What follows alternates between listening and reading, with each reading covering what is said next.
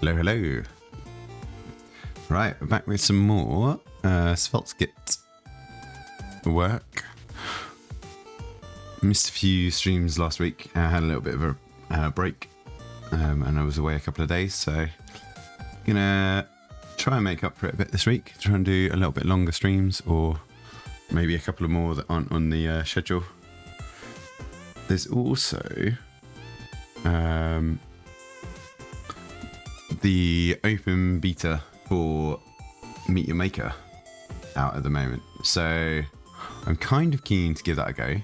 I did do a little test on the laptop yesterday and it seems to run okay, but I don't know if when streaming if it's going to run exactly the same, so we'll maybe give that a try a little bit later on this evening.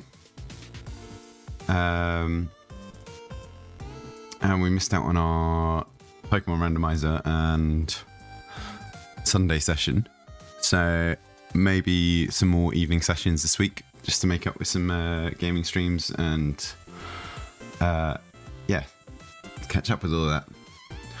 So what we're going to do today is continue work on a website I'm currently developing for in Sveltekit.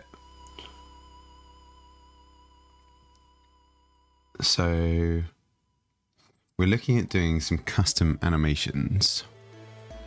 Let's see if we can swap over.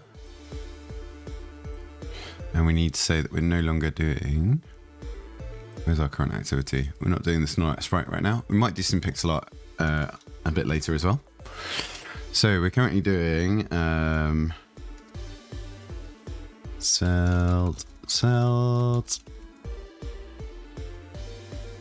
get transitions. Might need to be two separate lines there, I think. Just so it all fit in there. Let's shrink it down a little bit. Yep, that looks okay. Right, I think we're all set. So we're doing a website for this company called Smarco. And at the moment we're probably just going to do a little welcome to our website landing page. Don't know what these are actually called. I guess it's just a landing page. Or like an in development page. And I was playing around with the SVG stuff last week and seeing that you can like draw in individual letters. So what I want to try and do is when you first land on the page, have a big section for the logo that draws in each of the letters, solidifies them into the white, and then shrinks it down into our top left hand corner. So I don't really know what the steps are going to be for that, but that's the idea. And that's what we're going to go for. So, with that in mind, we're just going to shrink this off to the right hand side, I think.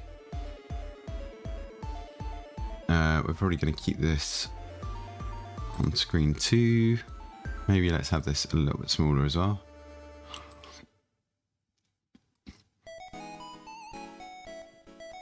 Something like here. So what I'm thinking is, firstly, what I started to do was chop this up into individual letters, which we're probably going to continue with that. We found this boxy SVG editor, which has a little bit of a trial run available. And what I'm going to do is I'm just going to cut the logo down into individual letters.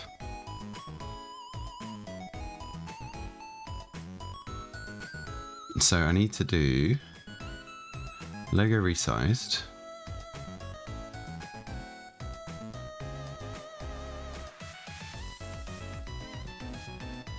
So this was to set it at the right dimensions for us to use.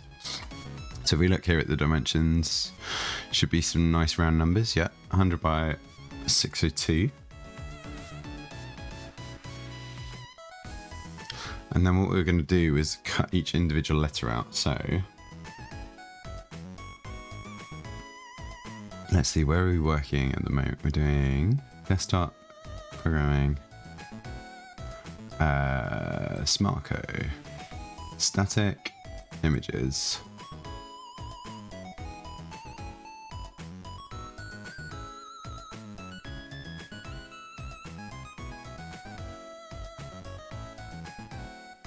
Right, so what I might do is just get rid of all these old ones that I was testing on. So all of these individual letters here. We've got all of these at different draw points.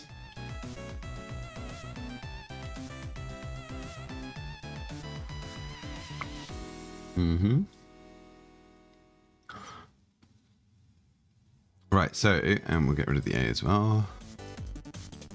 So we've got this logo resized to the right dimensions here. And what we want to do is we want to crop this based on individual letters. So I think we can do it with this.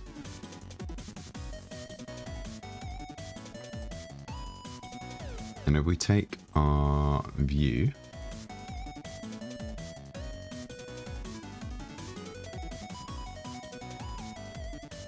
so does the S fully fit in, right?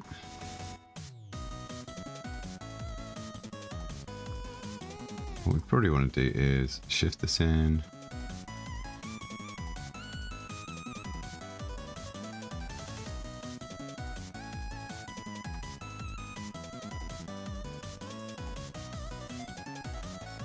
And then I think what we do is we delete all of this.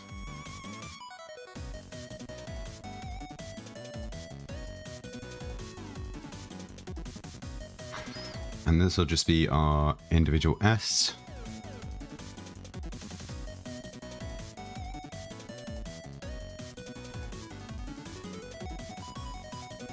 We'll make this width 84.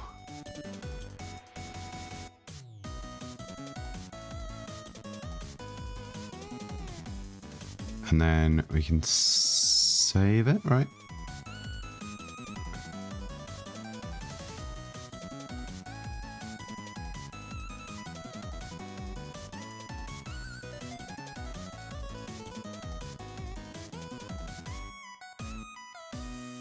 Export as SVG.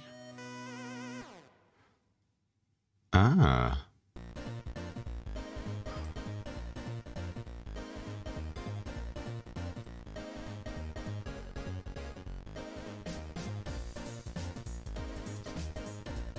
So if we add in the rest of these, let's see what this is.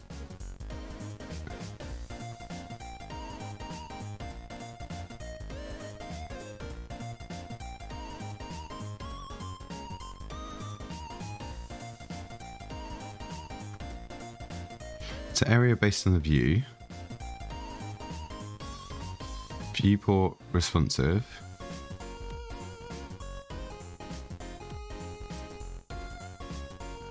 so why is this 5 kilobyte? It should be removing the hidden objects, which are these other letters, right?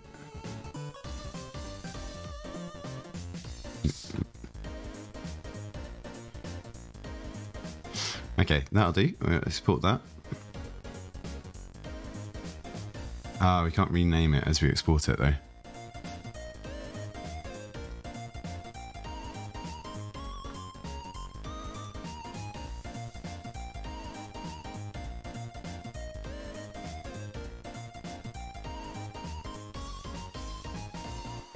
So we're just going to do that for the moment.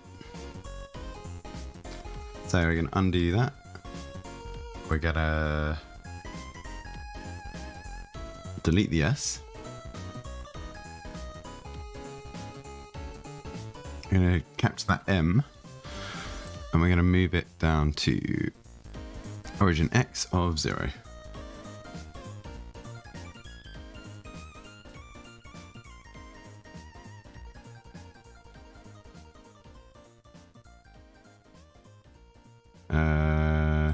Has that worked? That's XY0. That didn't work.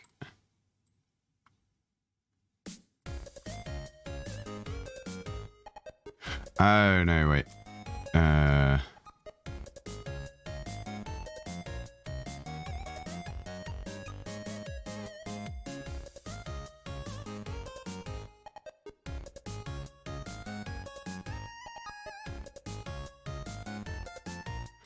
no, I need to move X, not origin X. Right, there we go. Okay, so this needs to be 0. The width of it. Let's get rid of all of these other characters here.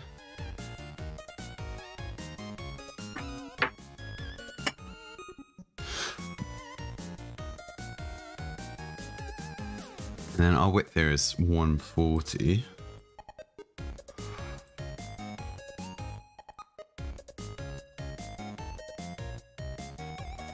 That looks like we're missing some though. I swear there's a little edge here.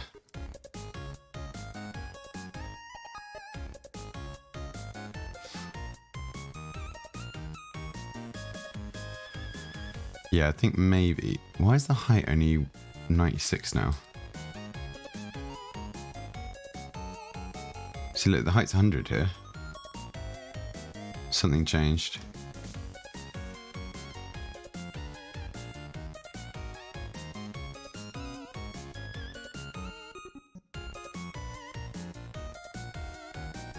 Right, let's try this again then. Let's do... Oh, wait, because this is locked, isn't it?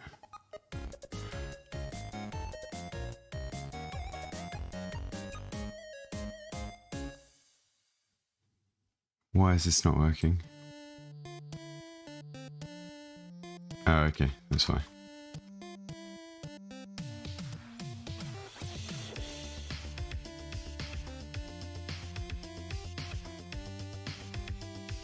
That's not right.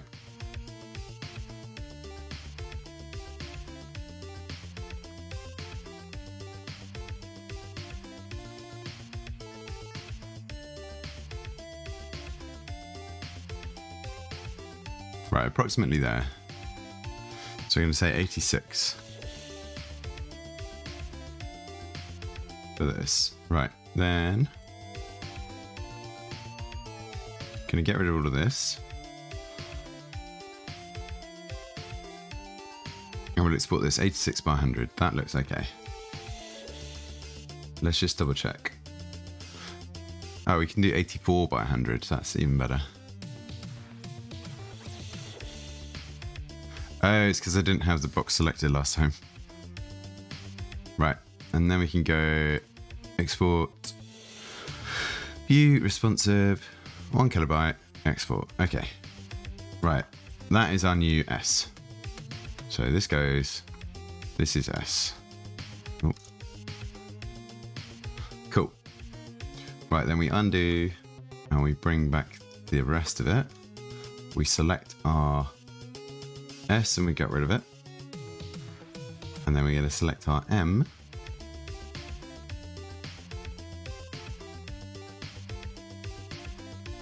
Actually, we can select all of it. And we're going to move the new start point to 0. And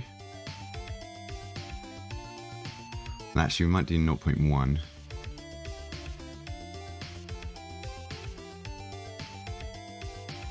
Just so there's a little edge on the side.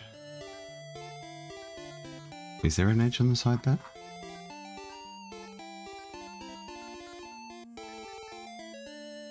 Yeah, looks like it.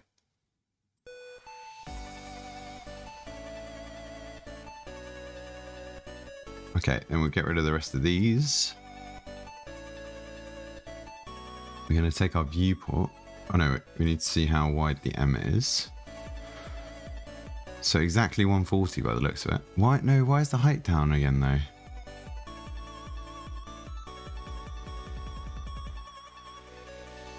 When did the height change? Here. What did I do next? Did I delete the S?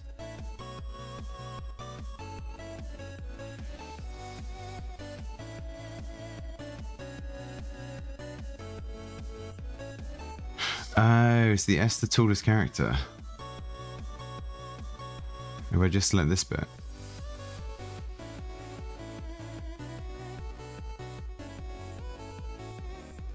Okay, I think the S is the tallest character. I think that's why.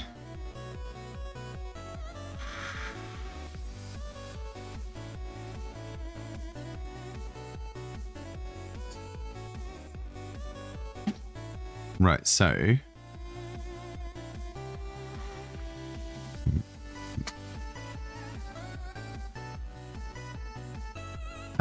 right. We are going to go... So look, it looks like the S is peeking out over the top here.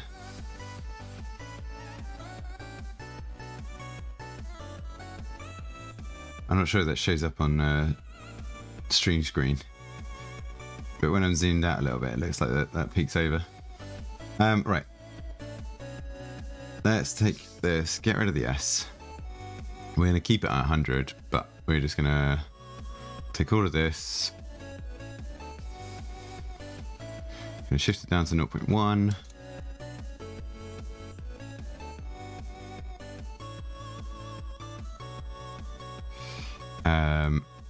We're going to get rid of all of these characters. That gives us our M, which is 140. We want to do this. Width 141. Height 100. Still good. Yeah, we're all contained within that. That's fine. And we export this. It should just be our M. Really, I think it would be better.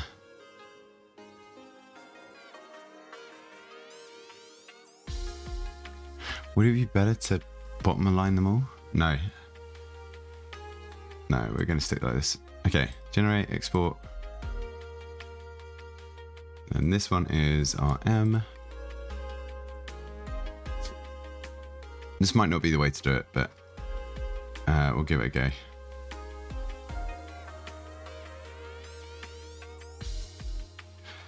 Right, next up is the A. So we go here, set our new X to 0, or 0.1 really.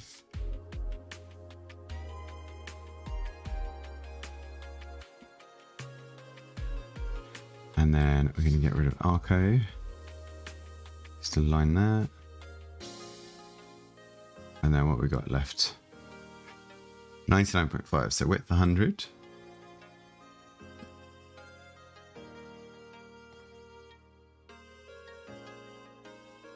That's our A. That's good. It's going to speed up a little bit the more we do it, so should be good.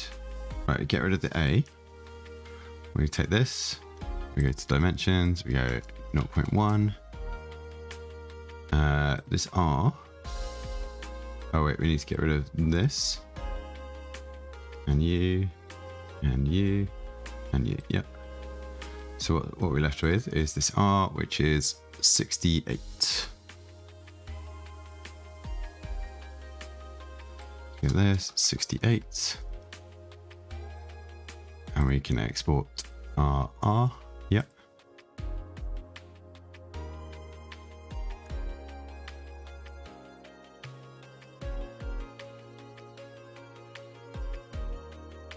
Right, and then we draw out our C again. Right, how do we... Because there's now an overlap here. We have to be a little bit careful.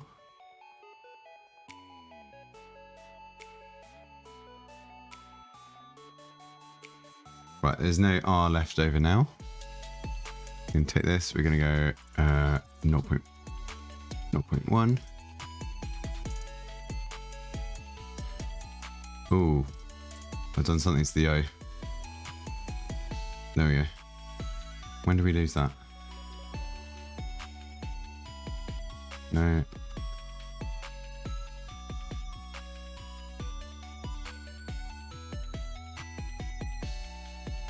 Okay, that looks fine.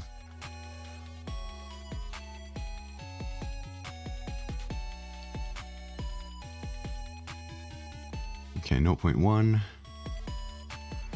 And it's now 90.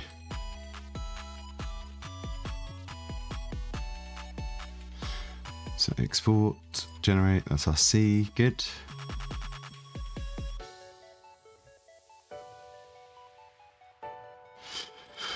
Right, and finally the O. So we're going to select our C, we're going to delete it. Nothing extra there, good. 0.1. And it's now 98.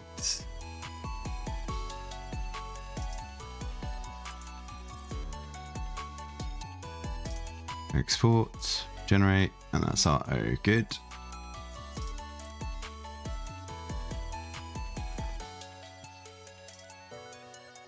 Right, now we're going to cut those and we're going to put them into our folder, which is desktop programming, Smarco, static, images, paste.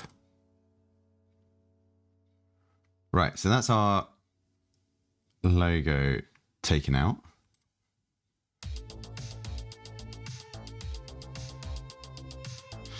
So now what I do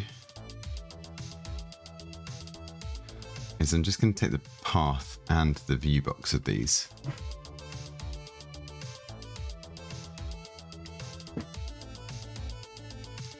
And we're going to list them out in our SVG list.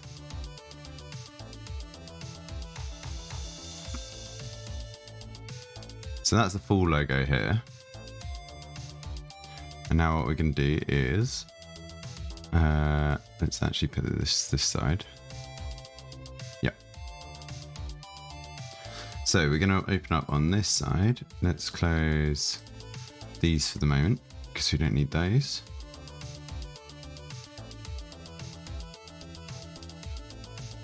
Right, so our S logo is this. This should be pretty similar. Why is it so different? Oh, because we're in a different viewport now. View box here. I think that's it. That's all we need, right? Yep. So S, then M.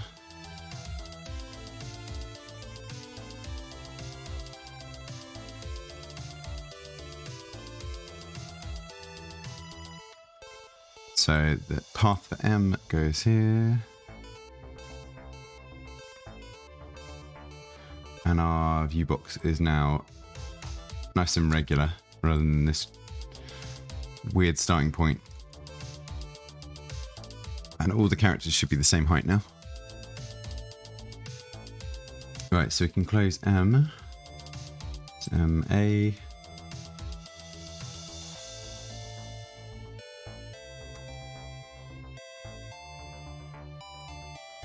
Right, so this is A. And our view box is 100 by 100.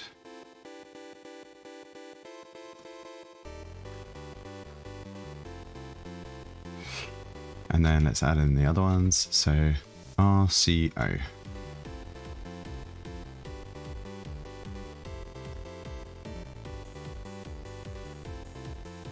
Oh no, C, and then R. Right, R, C, and O.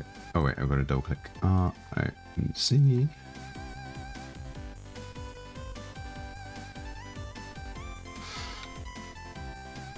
R is nice and small.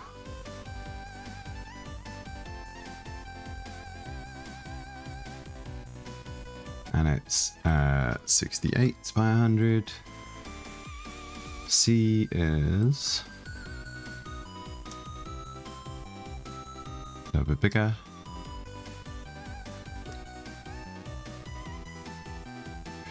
$90 by 100.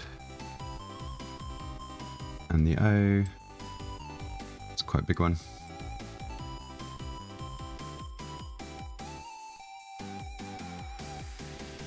And this is 98 by 100. Right, so that's our SVG list.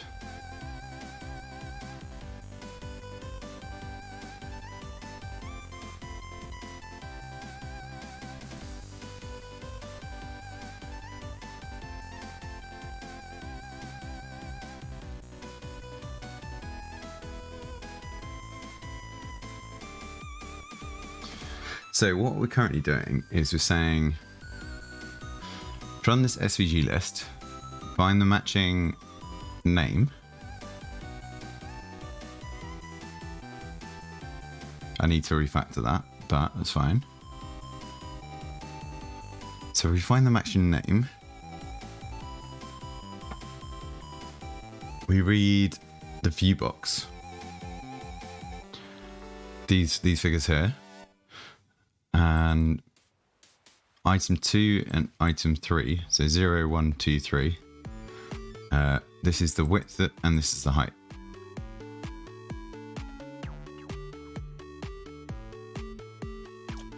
Now really what we want to do is create an aspect ratio here.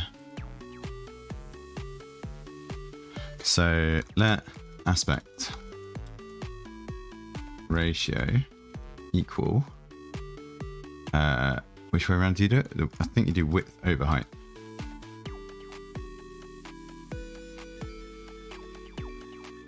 Now why does it not like that?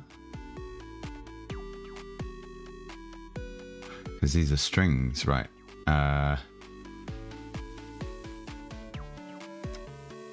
How do we typecast to a number?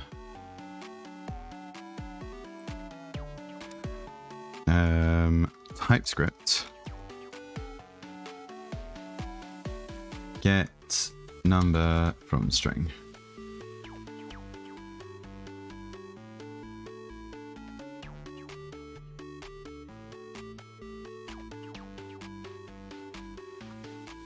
What's the best way to do this? Pass int plus float number.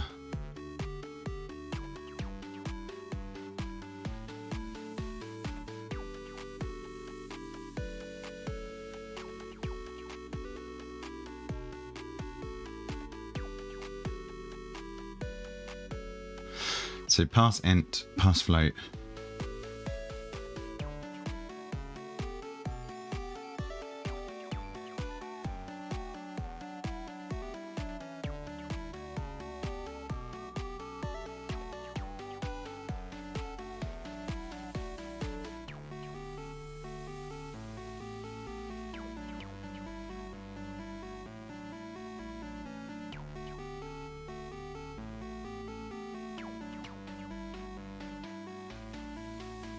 Okay, what's the difference between number and pass int?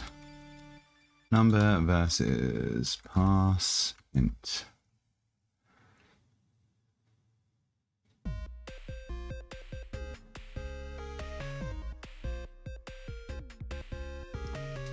Pass int will pass up to the first non-digit character. On the other hand, number will try and convert the entire string.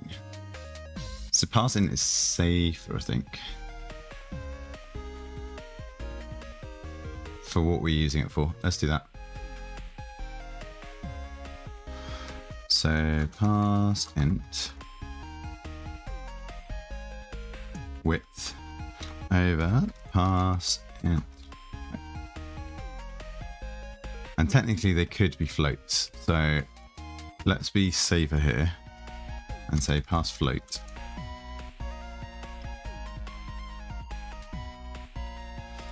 And this is going to be a number.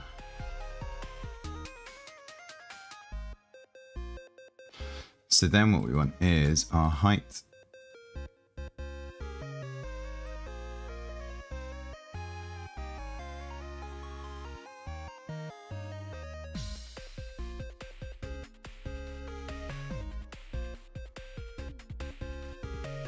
So actually I don't want these as exports here. I want export let width as number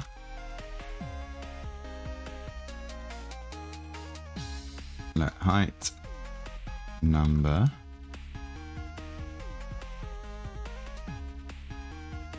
can I do optional parameters?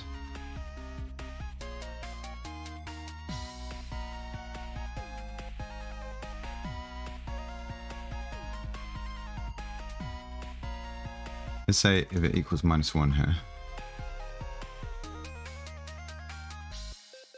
So I can just test if we've actually put something into it. And then these, instead of export let width, these are going to be let SVG width.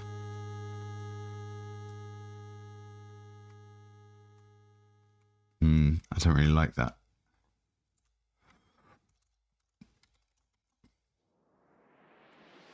That's okay.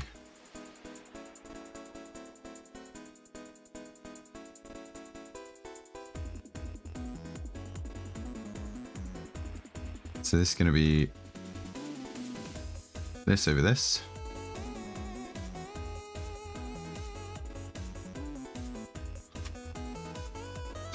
And then we say if width greater than 0. Oh.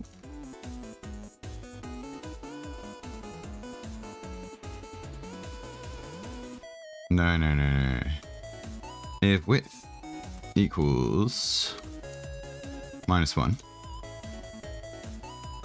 then we're saying width should be equal to SVG width.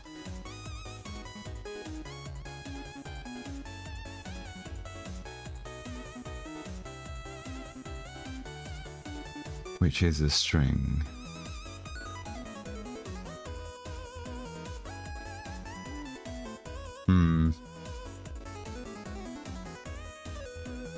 Maybe we pass it in as a number straight away.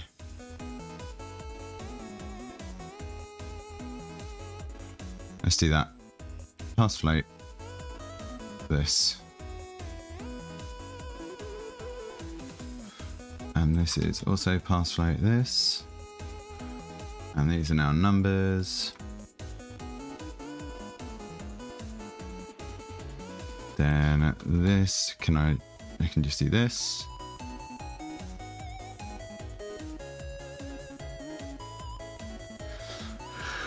Okay, so that's looking a little bit better. Let's save that.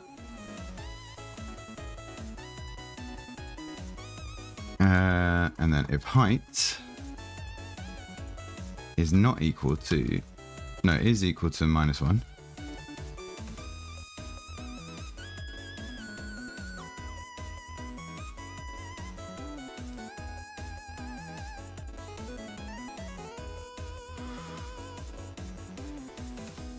I think we're going to say we're going to set. I need to know if both of them are equal to -1 first.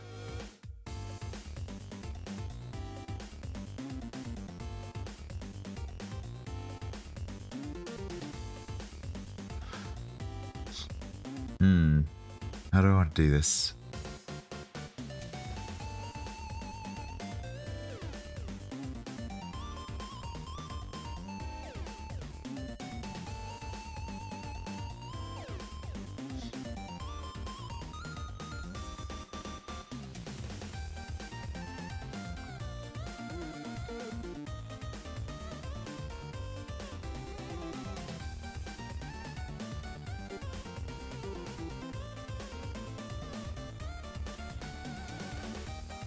What I think we want to do here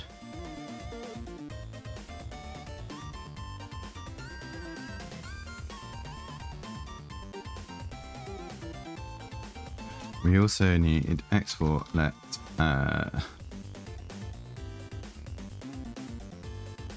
units as a string, which is defaulted to pixels.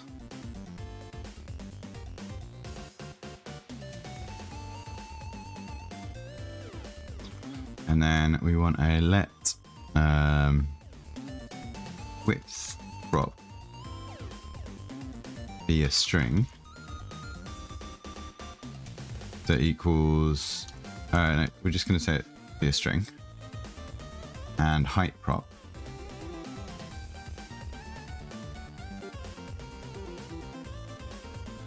Right.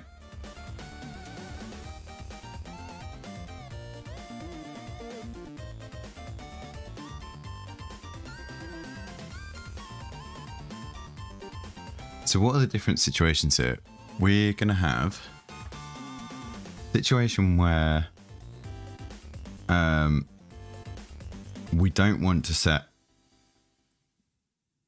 the SVG width and height at all. When would we ever want that? I think we want to say that's never going to happen.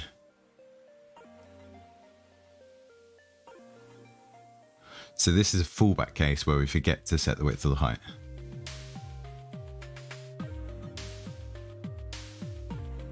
In which case, I don't think we give this a default, right?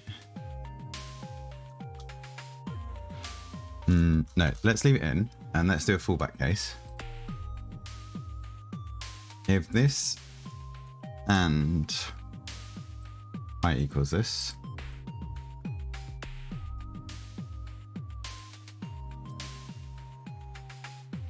then we fall back and we just use the standard SVG units. So width prop will be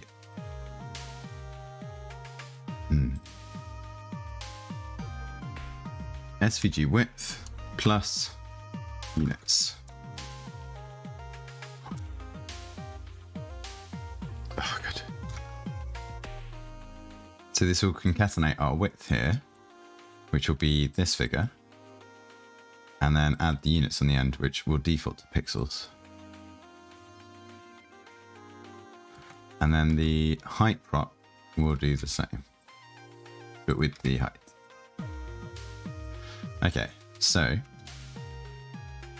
that's first case. Else, if just the height equals -1, which should be majority of cases here. So we're just going to set the width in this case.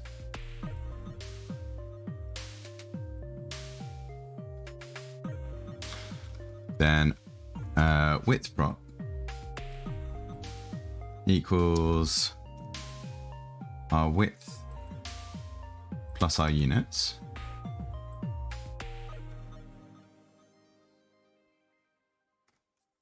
And in this case, our height prop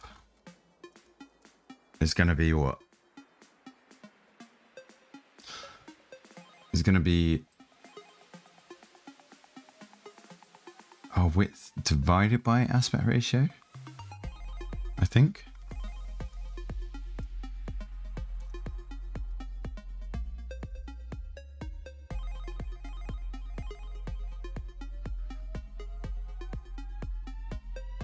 I'm going to add units onto the end. And then we're going to have to times by our SVG height, right? So let's say we've got 1000. Let's just open up a. Let's do OneNote.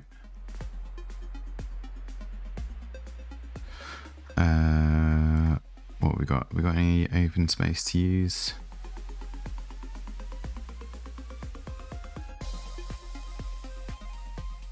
Let's just do a new page. Right, so let's say we've got something that's 1000 by 500, right? So our aspect ratio, in the way that we're doing it, is width over height. So we're saying that's the width. W equals this. H 500, or yeah, let's do that.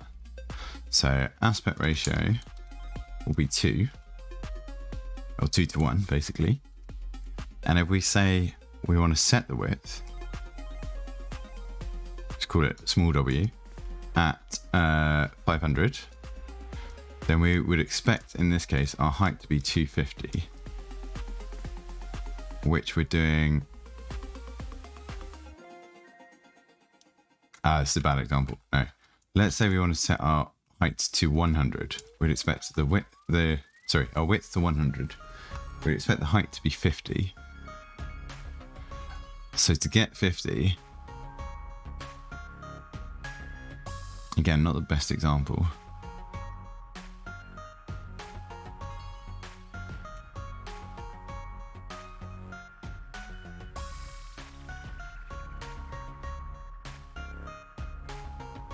Wait, no, because we're getting the aspect ratio, that makes it easy, right?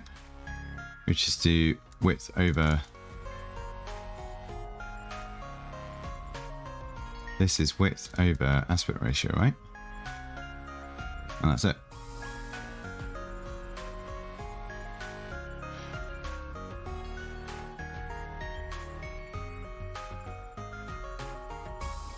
Yeah, okay. I was thinking we'd have to times it by our height, but we don't need to do that now.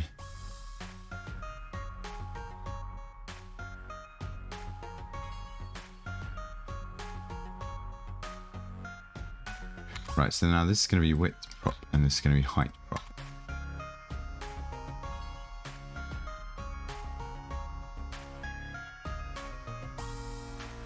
Argument of type what? We were putting width in before.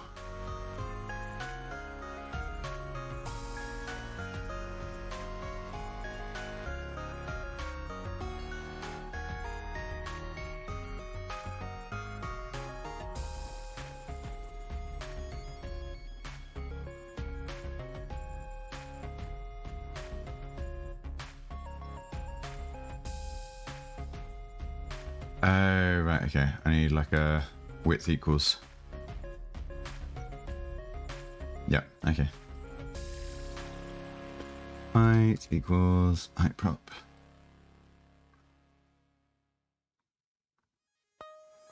Okay, what other situations have we got here?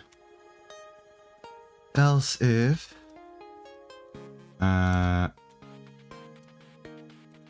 width is equal to -1. So in this case, we're setting the height of the SVG.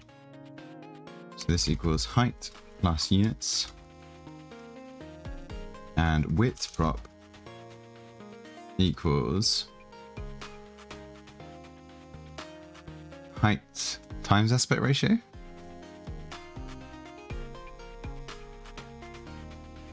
Plus units. Oh, plus units. And we do this. So does that make sense in this situation? Let's say we're setting our height to 100. We'd expect this to be 200, which is height times 2. Yeah, that's fine. And then our last case is if width and height have both been set.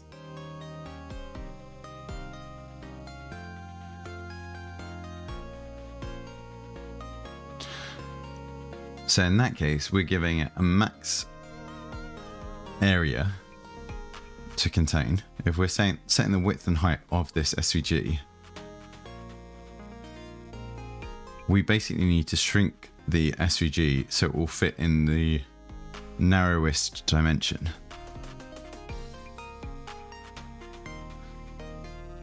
For example, let's say we're saying, yeah, let's say we set 100 and 100 on the width and the height.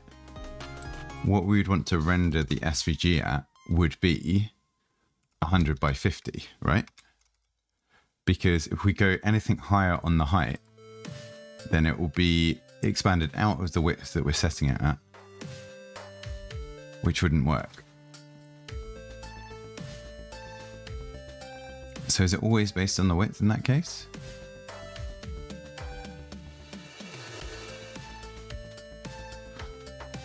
Say if we did 300 by 100, we'd have to bring that down to 200 width to fit by aspect ratio. So there's a little calculation here that we have to do. we say if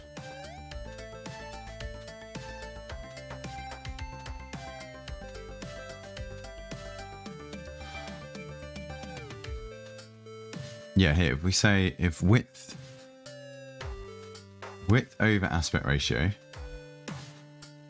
is greater than height,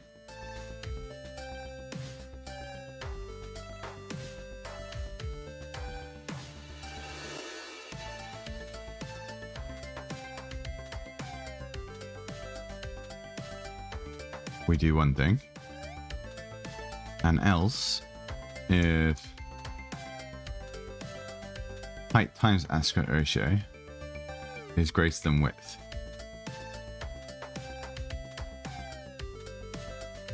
we do another thing, right?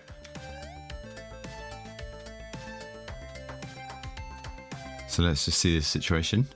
So if width over aspect ratio is greater than height, so in this case, width over aspect ratio would be 150, which is greater than height. We need to use the height value correctly. So we say here, we do this thing.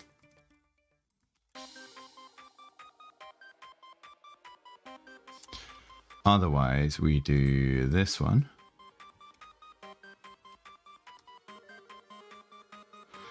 And what if it's correct?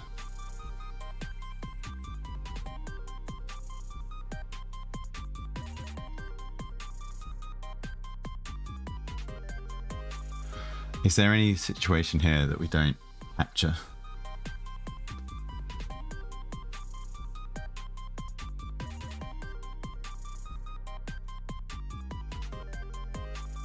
And also, is this, I think this if captures everything else anyway. I think we can just do this as an else. So we do capture everything just in case. But yeah, if width over aspect ratio is greater than height, so width over aspect ratio is greater than height. So in this case, it would be 150. Then we take the height prop and set the new width prop based on the height. That's fine.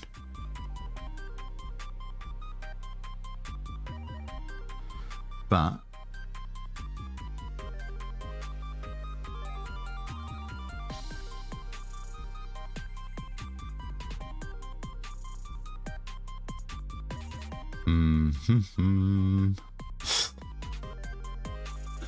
where's, let's see the border situation. When it's 200, this will be 100 exactly, and 100 is not greater than 100, so we don't do that. We drop into this, we take our width as our width, which is fine. Yeah, okay, this can just be an else. We don't need to do that calculation at all. Okay, I think we've got all the different situations there. So I think regardless of what inputs we do,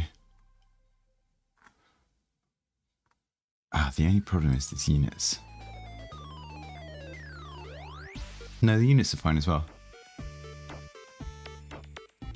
Okay, so let's pick a page to test this out on. Let's say the about page or the contact page.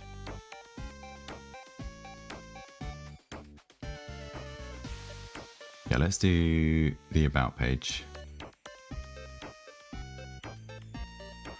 We're going to import our SVG, and not this one. We want logo SVG. And here we're going to do a logo SVG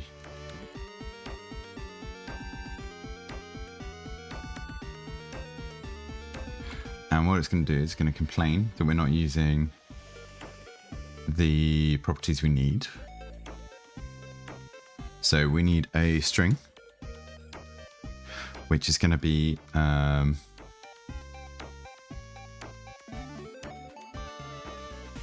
name, so S, and fill needs to be optional as well. Let's put name first. Name is the one we have to do. Fill is optional, and otherwise we're going to set it to white.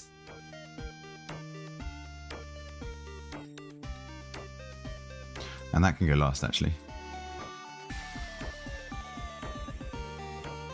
Okay, so fill... So really, we can just rename it as S. Then we go to our site, we go to the About page, we get RS SVG. Okay, that's a good start. So I think what I want to do is I want to pop this onto our right hand side here. And we're going to cut across loads. Can I go even smaller? I can't go smaller than that. So what we should be able to do now is we can say our fill can be 008877. So this should be our green color. Yep.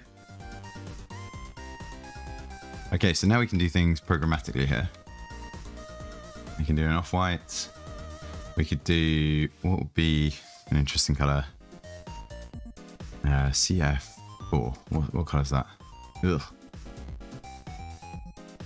B6A. Cool. Okay. So we've got good control over this.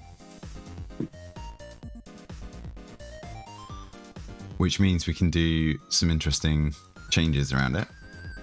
What we can also do is set our width here and our units.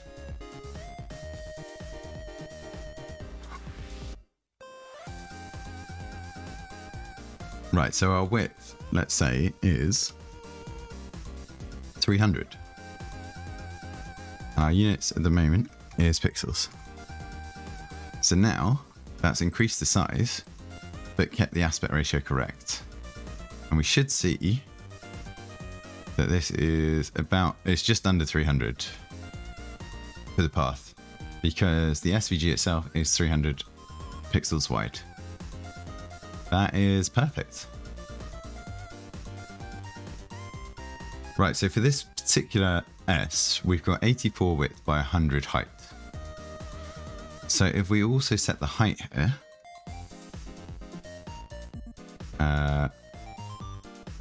and we set the height to 300 as well,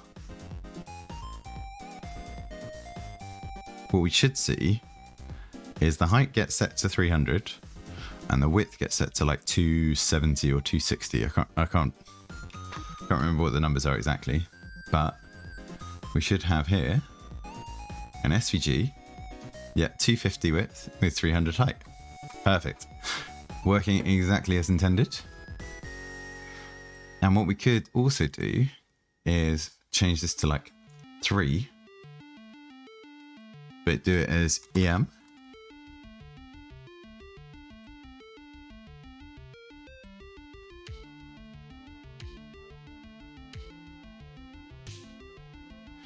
And because our fixed pixel size, our default pixel size is 16 pixels. So 3 times that, 3 EM, is 48, which is our height. So that's working fine. And let's say instead we wanted to do it based on the viewport width. And we're going to do like 20% of the viewport width by 40. So we're now getting the width stuck to 20, which at the moment is 100, but as we scale, it sizes with the viewport of the browser. Perfect. So everything operating as we expect it to. I think that's all good.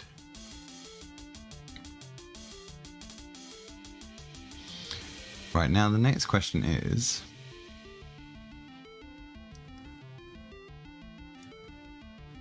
can we pass that logo .svelte into this?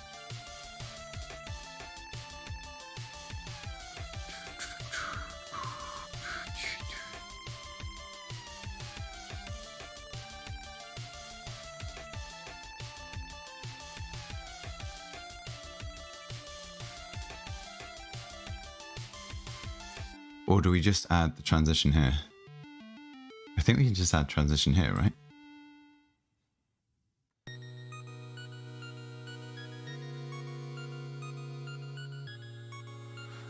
But we need to know what transitions we're importing.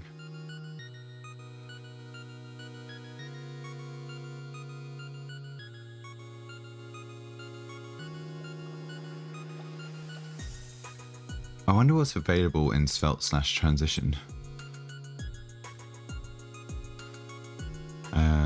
Copy this. Or actually, can I go to...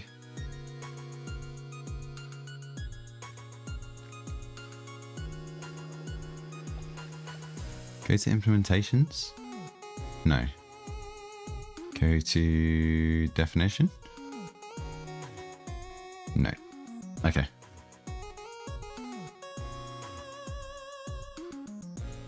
But what I could do is go on here.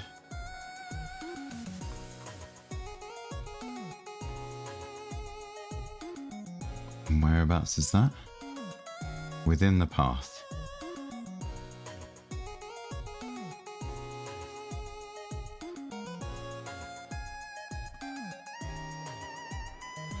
And then we can take these.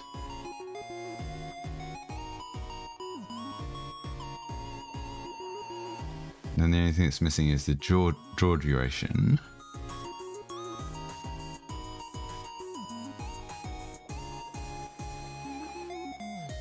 Which we could do here. And we say equals 200 milliseconds to start with. So now if we reload the screen, why does it not redraw?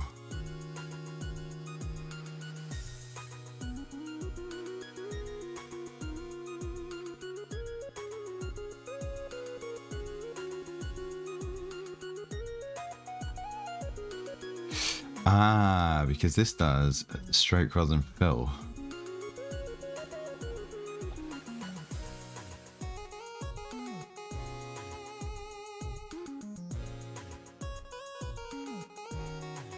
So if here we have our fill as none,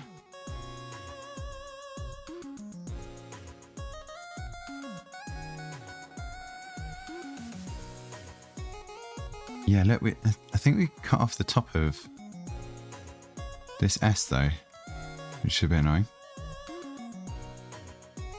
Yep, there we go. So it gets drawn in.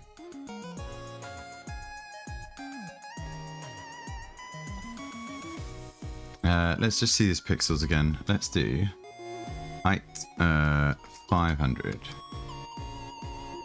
and width 500. Yeah, we trimmed the top of the S here and the bottom. But what we should do is see it gets drawn in and drawn out, right? Let's just check the other characters while we're here.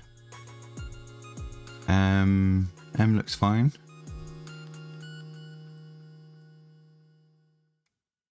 Can't see anything broken on the edges there.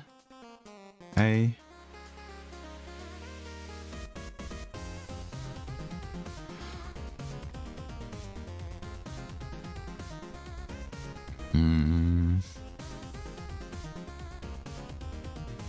Let's just get it away from the edge here.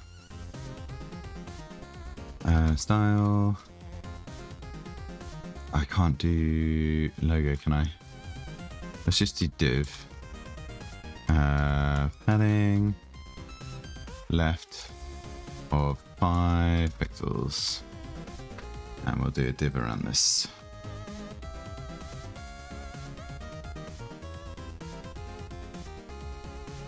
Yeah, look, we lost an edge here. Let's do 20 pixels. Okay, so A on the left we need to redo.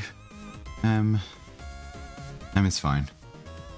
S top and bottom. Oh, and left. That's annoying. R. Okay, R is okay. C C's missing the left-hand edge. Oh. O is missing left and right. Ooh, I wonder if this is because we're doing the outline though. Let's say if we did fill with F and get rid of the stroke.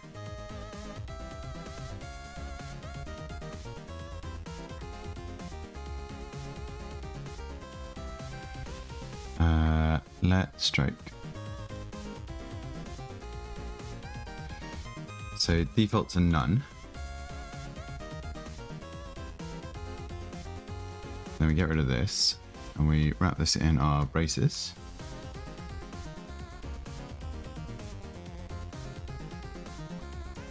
Ah, right, okay.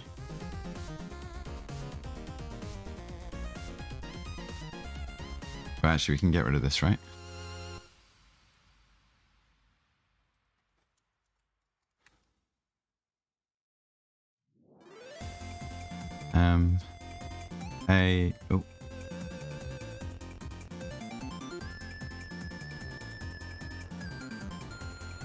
Oh.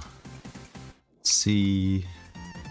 Right, so it's only because the stroke adds extra dimension to it.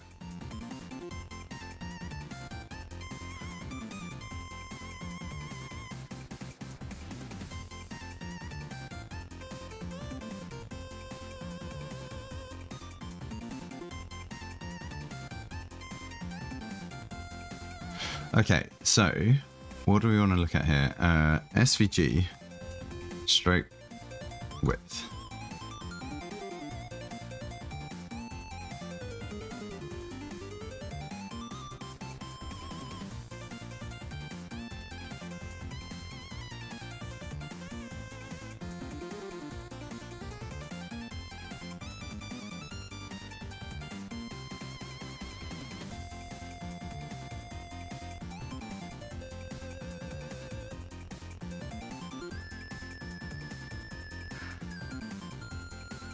Straight width is a percentage. Okay. Default value is 1 pixel.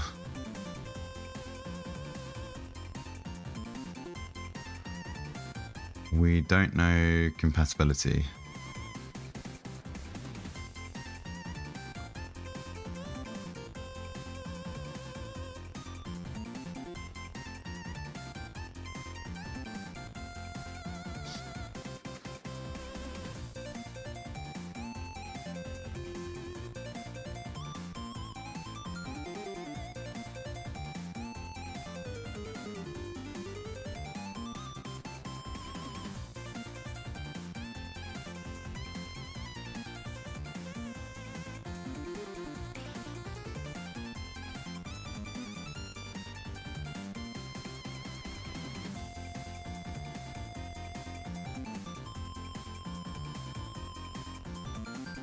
Right, okay.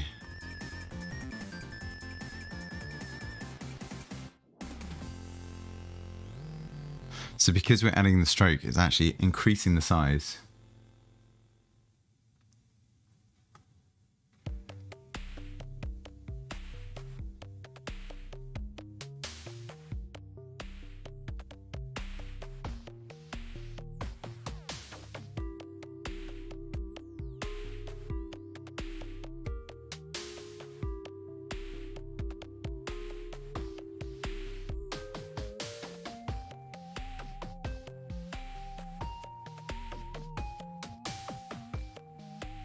Right, okay.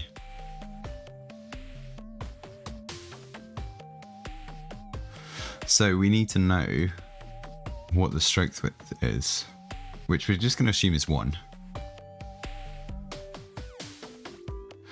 In which case, how do we do this?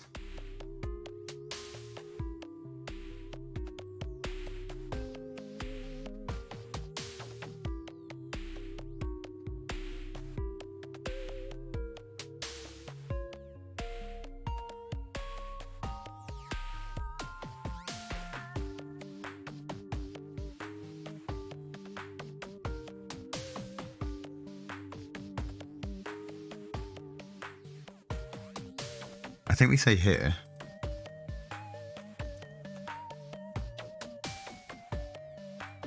Oh god, this is going to be tricky.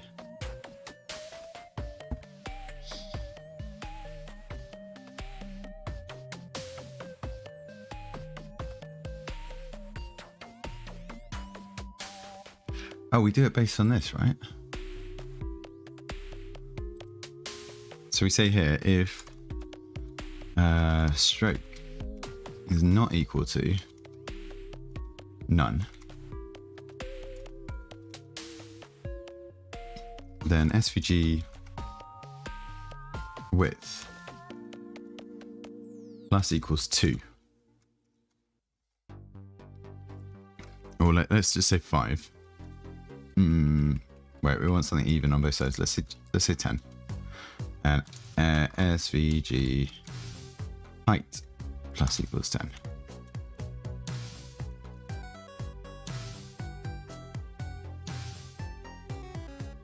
Right. Now, let's test this out. So we say stroke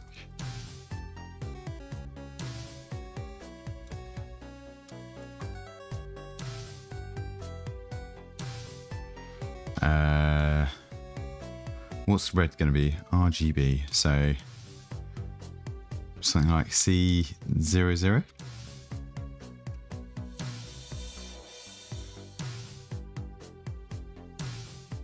Right, let's cut.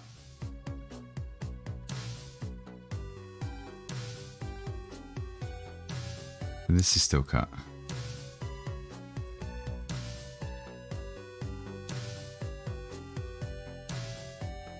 Because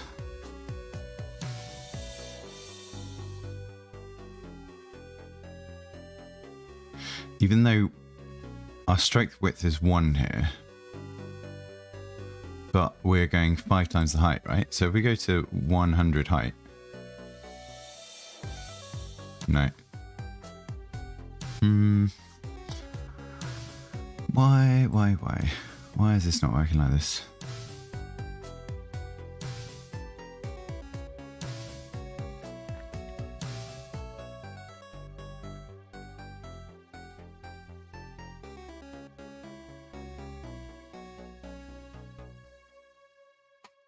Like if we add 50 to both of these, does it make any difference?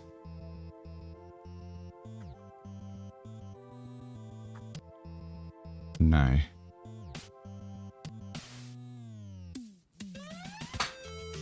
What if we add like 20 to the width and 50 to the height?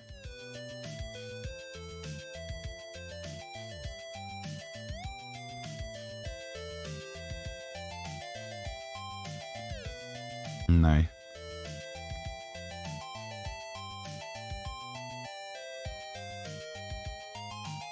I think the issue is that I've cut the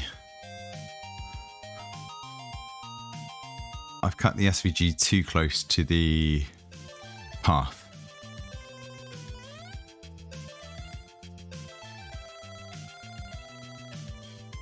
For this to work. So unless maybe it might work if I just increase the path here. This view box. So this is width, this is height. So if we increase this height to 104, that was almost right, I think. Because now we got the bottom in.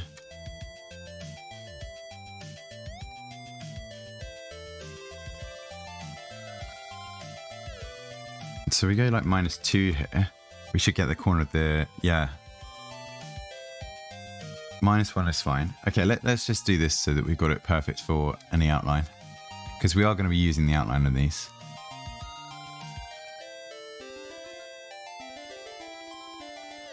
So then, is this the top? -1? Yeah, okay. And then this was 80... Wait, let's undo these. So it was 84, 100. So we're going to save that. We're going to do -1 on both of these. because that's the 1 pixel stroke width. But now we lose the right hand edge and the bottom of this. So we've added 2 pixels to our width. So that's the whole of the right hand edge. And we've added 2 pixels to our height. So that's the whole outline. Okay. So I think what we want to do is that's the same for everything. So actually we just do Control H, 0 space 0. And we're going to replace with -1, -1. So replace that one, that one, that one, and that one. We're not going to replace it. We are going to replace it on that one as well. And then we've got to add 2 to all of these. So now that if we do want to put a stroke on anything, we've already done the S. Then we have the leeway to add in the outline.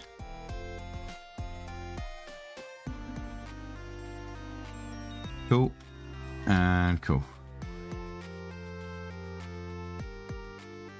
Right, and then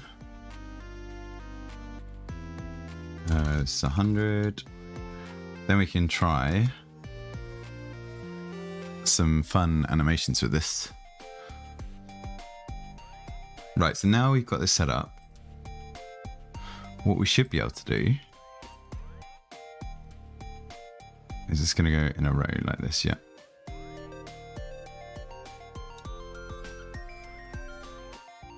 Ooh.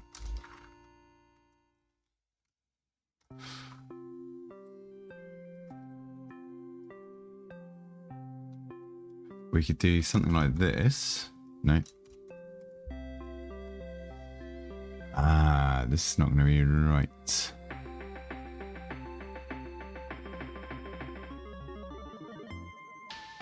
The kerning's not going to be right because of the way that we're doing this.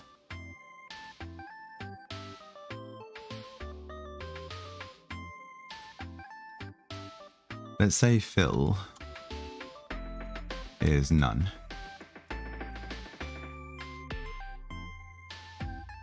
Let's add that to all of them as well.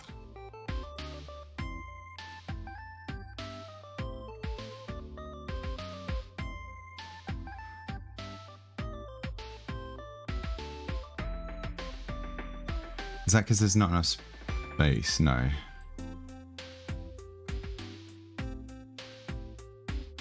It's because the heights are wrong, right? Is M the only one that has its height is greater than its width? So its width is greater than its height, yeah. 143. The others are all 102.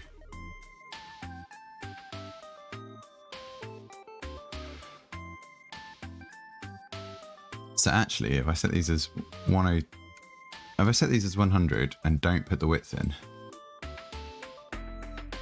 or even just with the M, get rid of the width.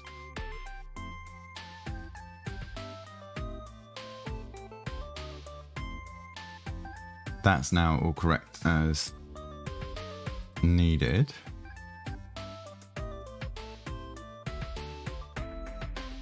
So really we don't need any of these, because they were all the same height to start with. Okay. Let's put it all on one line. The kerning here is a bit annoying, because as you can see on the actual logo where they're all together, the C is much closer to the R, and the O is actually a bit closer to the C as well. I think all the others are about right. This gap's a little bit big.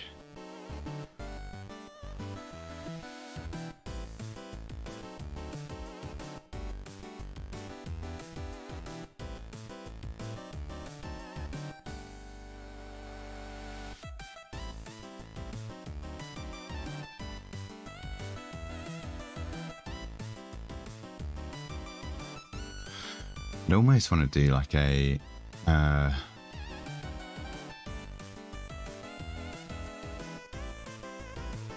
let's export let kerning adjust.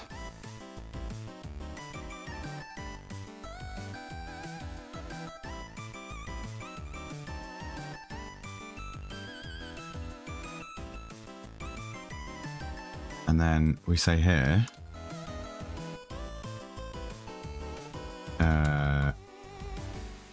if kerning adjust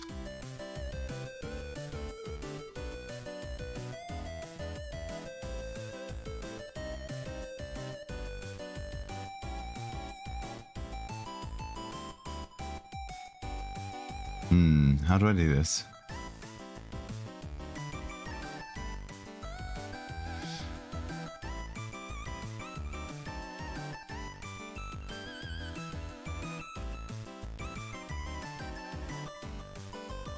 Can I just do on the SVG like here?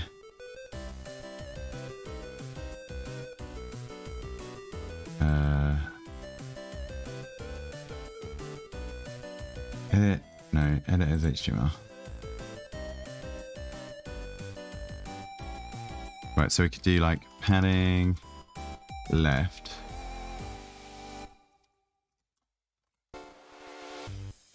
-5 pixels. What's this on? This is on the A.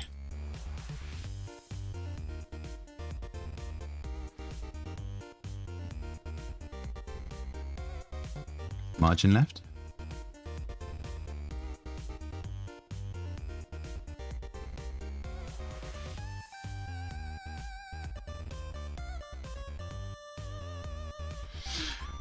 Style equals margin left. Where's my colon? Like that? Yes, okay.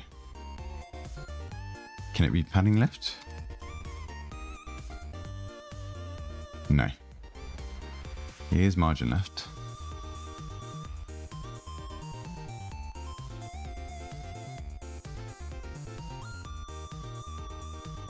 So that's the kind of thing I want to do.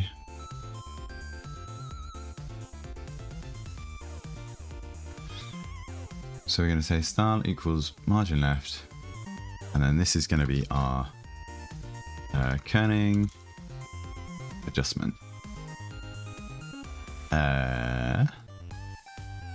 Pixels.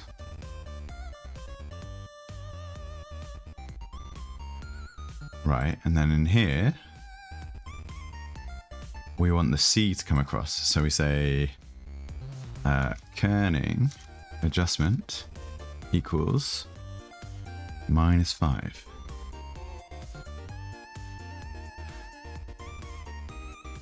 -8. I think it's even closer than that, isn't it? -10. And then the O as well. We're going to do the same. That looks more like the actual logo. And the A needs to come across a little bit as well.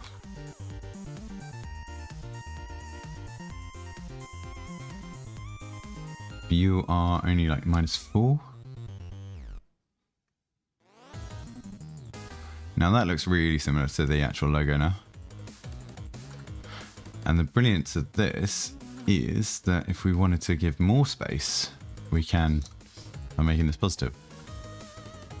But yeah. Right, now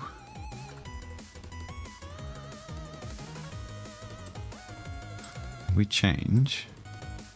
There we go. Okay, we can see our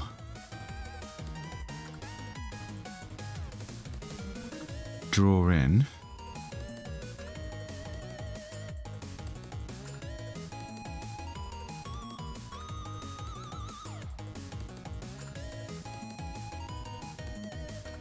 Okay, so I think we're coming up to an hour and a half in. Gonna do a first little break here. But now we've got our logo set up, we can start doing individual transitions on these elements. Let's put this onto the right hand side more. See how small can we go? We can go to there, that's fine. And we'll have a look at applying... What I want to do is apply the draw transition to each element individually in this list. So I think what we've got to do is have a delay. But we're going to do that in a little second. So I'm just going to do, go to our break screen, be right back, and we'll put the 5-minute timer on again. All right, back in a sec.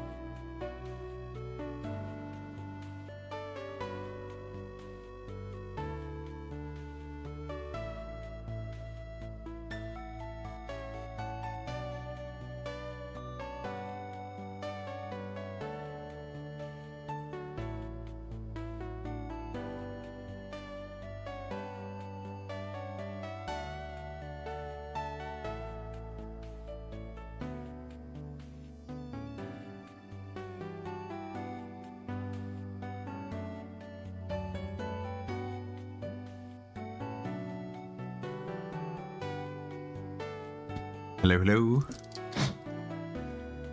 Hey, lovely. How's it going?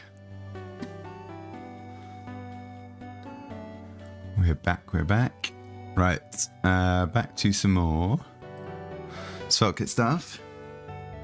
So what we've just done is we've split this logo out into individual characters now. And we've got them all drawing in at the moment. So we're building up a component here for SVG elements. Hello, how's it going? Hope you had a good weekend. So we've got this down as individual elements.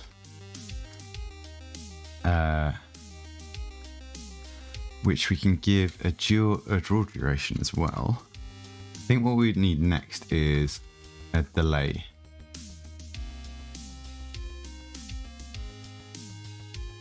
So we add this into each of them. Like this.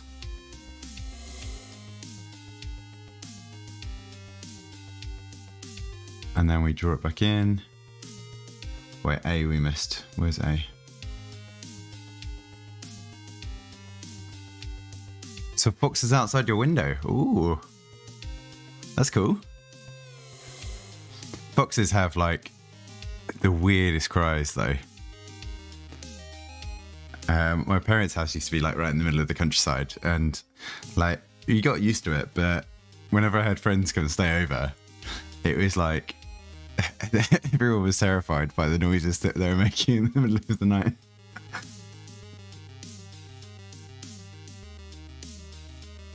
Right, so we've got this nice little drawing animation. And I think what we can do is add a delay to this animation, right? So if we bring this out, I think we're done with these. That's done. That's done. That one's done as well.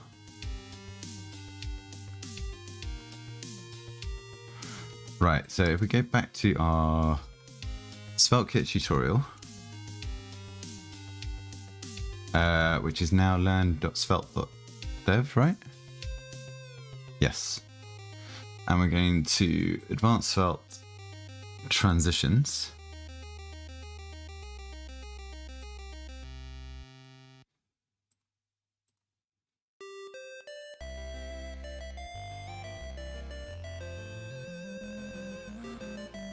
What was springs again?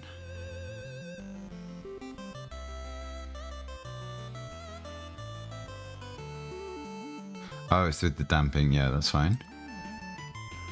So was there a delay option somewhere in here?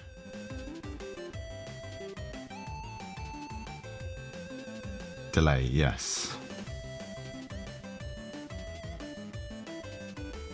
Did you hear the foxes then, or were they being nice and quiet for you?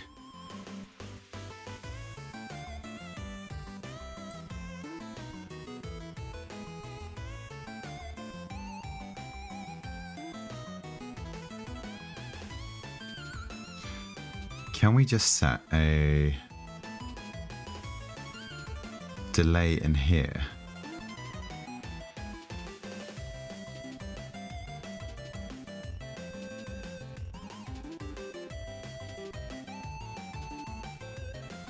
Nice and loud, yeah. You understand what I mean where I say they sound quite scary though, don't they? Cool, okay, that looks like that works. So delay is going to be delay like this.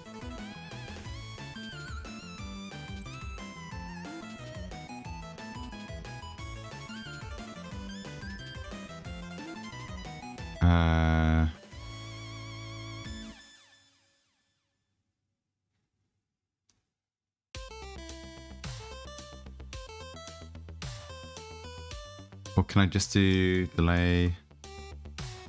Delay?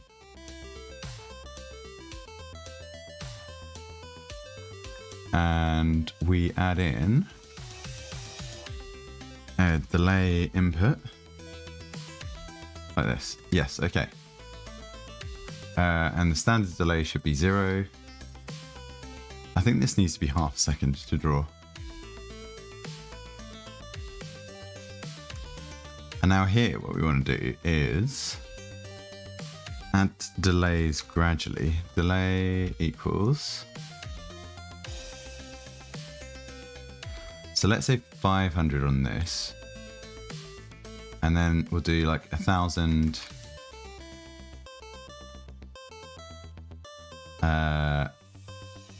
Where's R? R here. 1,500. 2,000. 2,500. Is that all of that?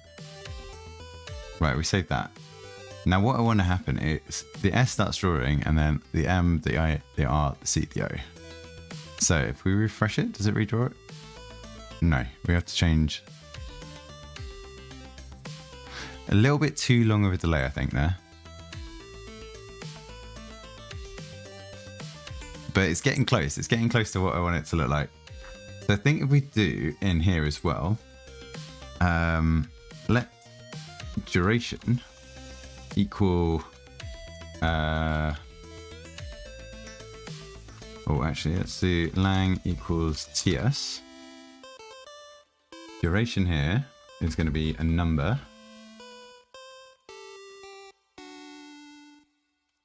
Oh, I can do it here, number, and we're going to do 1,400.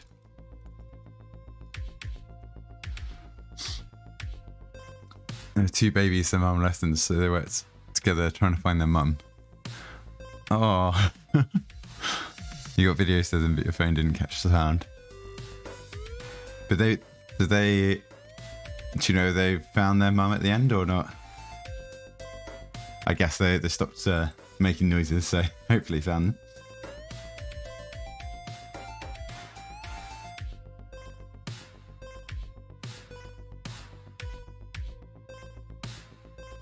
Right, now what we want to do is we're going to do an each loop here. So let letters be a string, but an array of strings. Can I do it like that?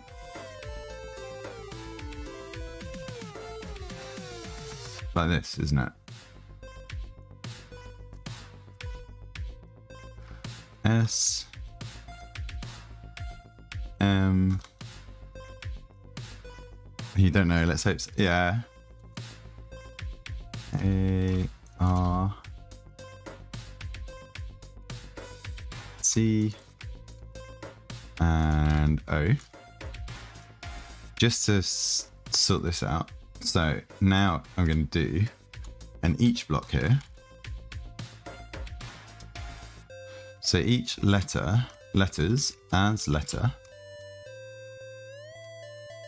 And we're going to do in here the logo SVG. Name equals letter.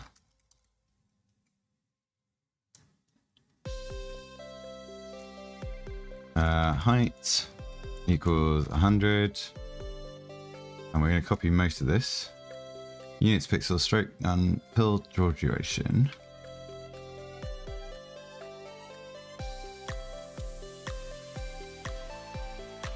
Do this, do this. So draw duration is our duration. Then we're going to do delay.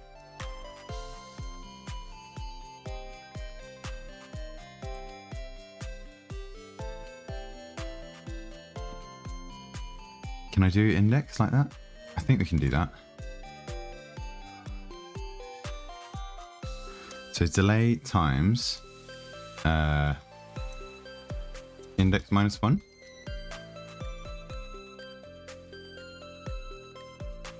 And this is just going to be delay equals And then close this.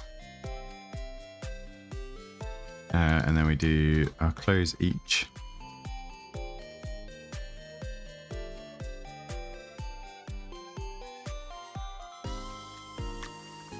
Okay.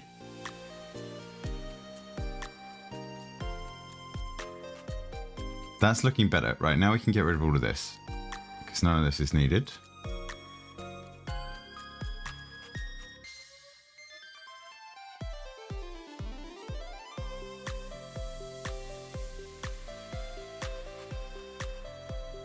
So if we save that now, and we go to the About page. Oh, it's getting really close. Okay, the thing we're missing here now is the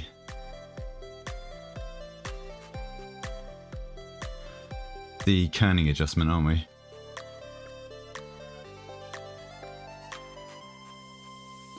Which, can we do it in here? So can we do like a if letter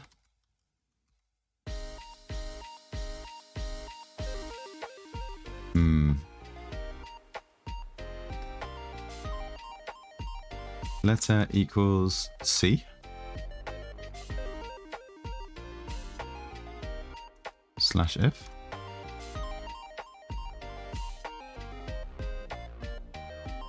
kerning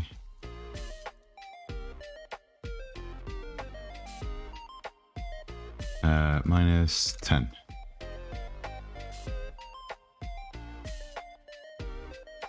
Doesn't like that.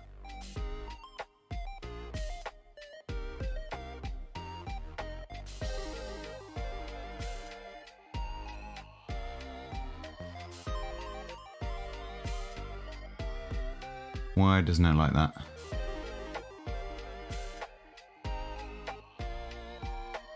Where else have I used ifs?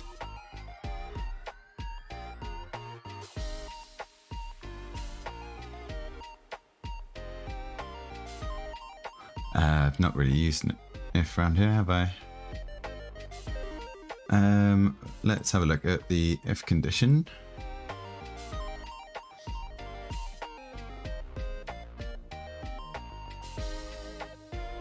Logic, if block.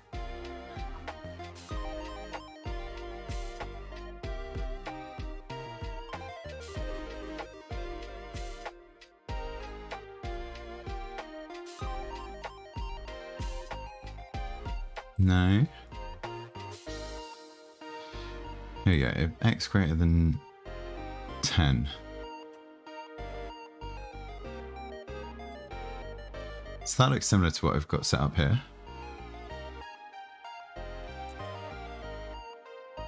The music sounded like I was rolling. Oh, I just realised I don't have Toastify on. Normally, we've got this open and it will tell you in the top right hand corner what the song is.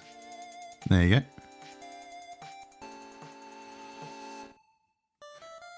Just a little like applet for streaming. It's quite good to say. That last song was Firefly from Stream Beats album.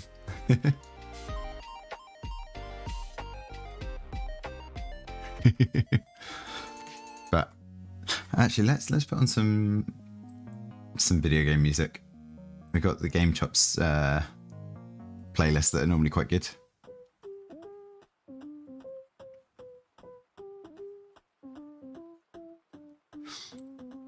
Right, why does it not like this if? Is it because it's nested within the each? That shouldn't be an issue.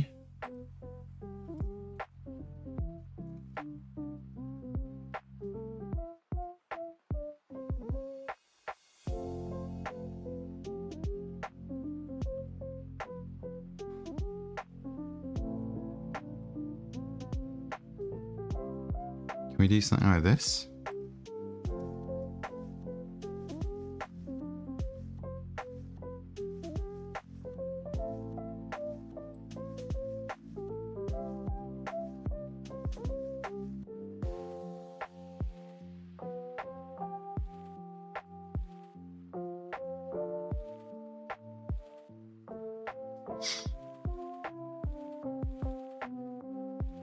We don't need the ID.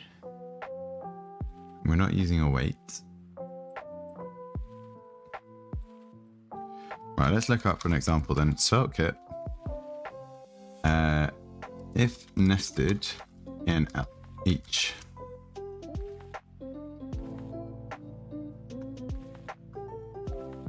Oh, that's 2019. That's way too long ago.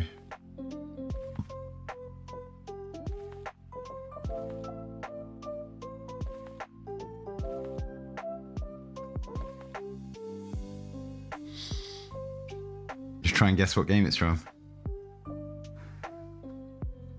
I'm not sure I'll even know. Let me see if I can find out. For all the songs. You'll probably get a big hint by the name of the song. Where is this song though?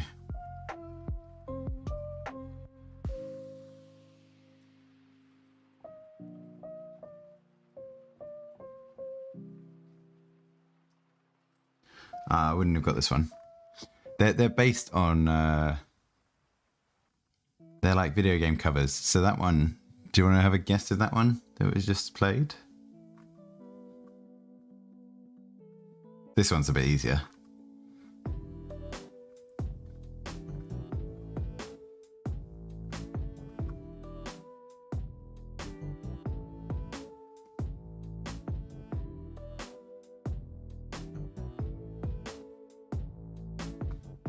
So how do I access?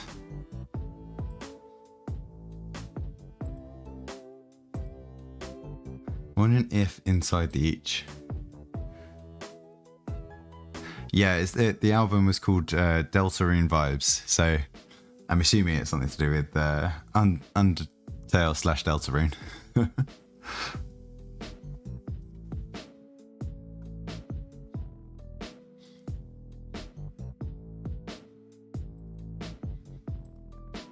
So would I be able to do an if block in here?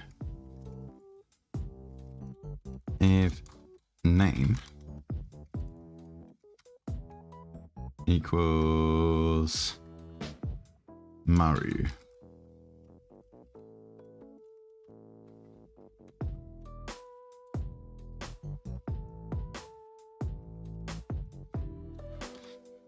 Then can we add in a P tag?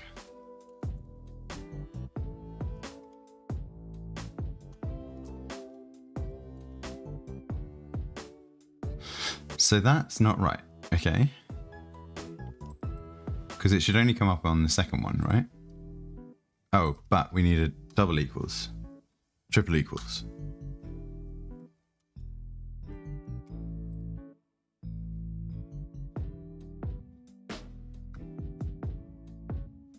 Okay. So what is name going to be here? Name is undefined.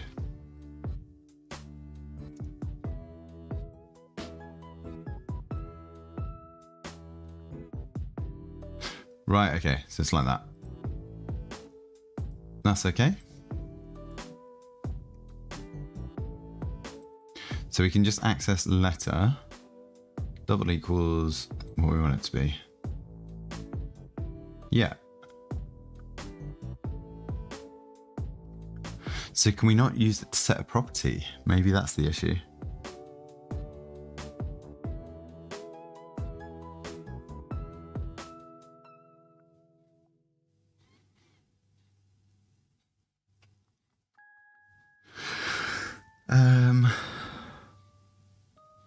Constant that is conditionally rendered can be wrapped in an if block.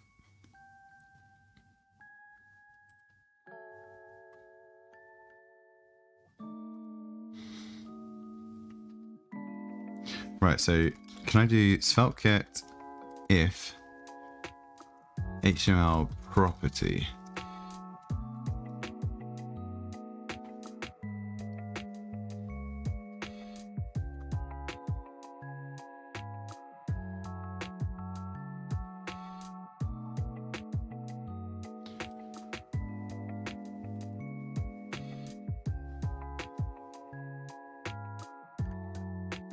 Right, so here we're saying if our value is disabled, then we're adding this disabled property of the label.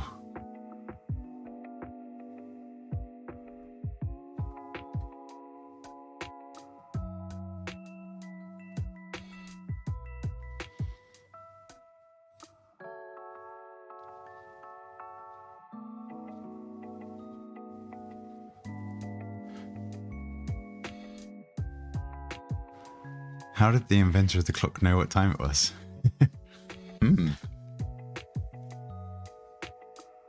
They had to pick a time, didn't they?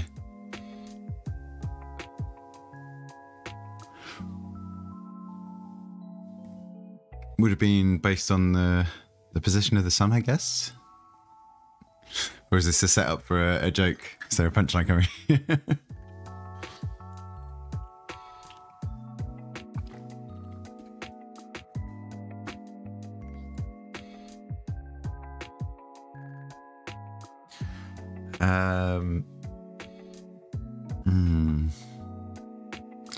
So maybe we look at doing this as kerning adjustment equals, and then we do an if statement here. Letter equals C.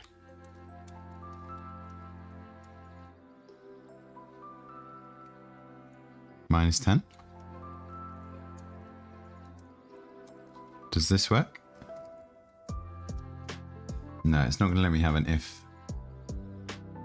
unexpected token.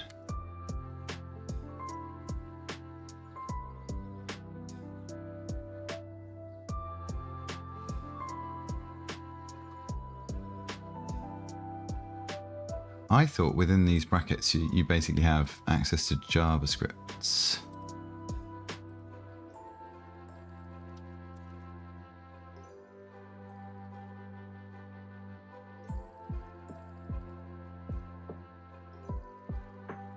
Can I do something like this?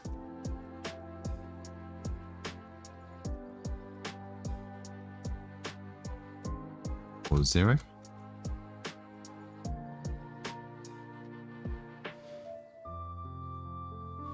Here's a joke. The cannibal was late for dinner. Oh, it looks like it likes this. Now, does it work as expected though?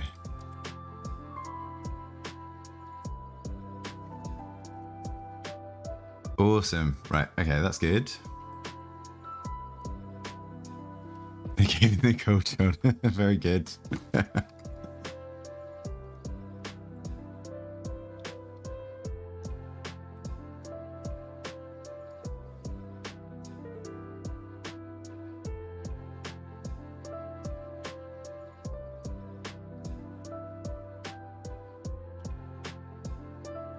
Right, so I want to bring the C and the O across.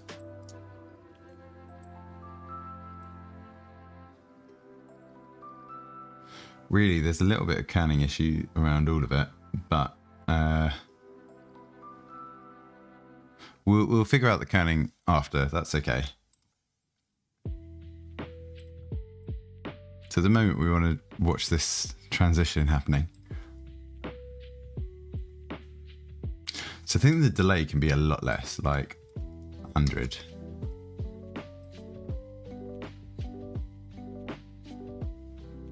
So there's a slight left to right happening. Let's do it like this, and let's do 200.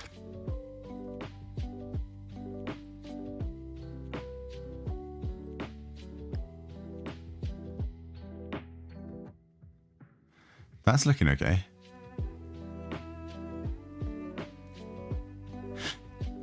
You remembered it when it's a joke. It's one of your dad's jokes. It's definitely a dad joke, yeah.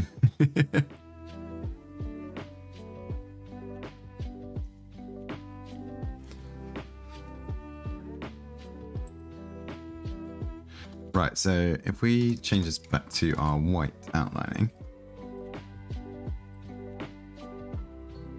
we're getting somewhere with this. So what about, instead of our cubic easing,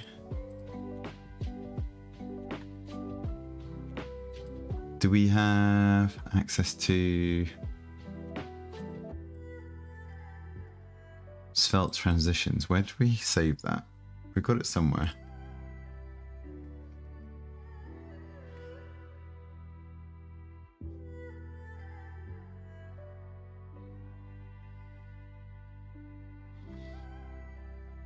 Oh, I thought we saved it somewhere, maybe not. Unless it's in here somewhere. Let's have a little look through our OneNote. Websites, transitions, this one? Yeah, this is it.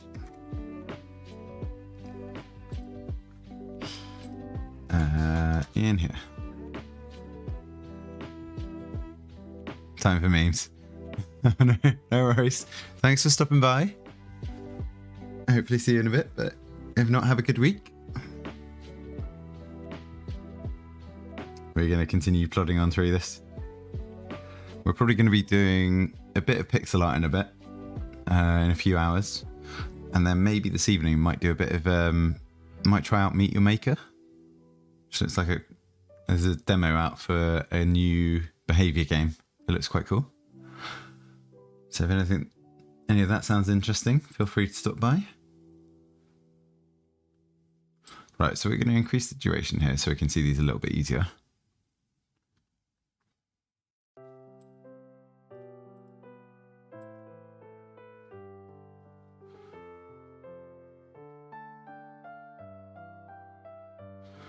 I think we just want to try all of these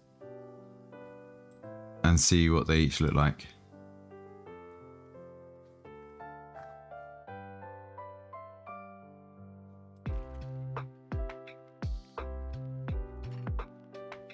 Import all of these in. So we do this.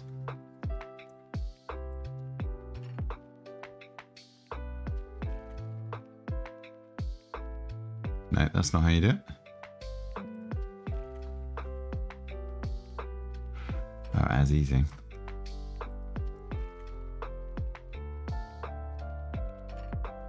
Right, and then how do we use them?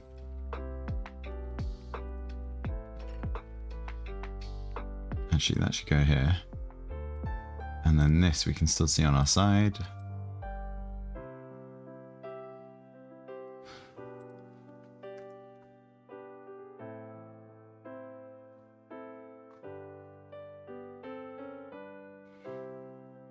Right, I'm just going to put this on another screen so I can see the easing names.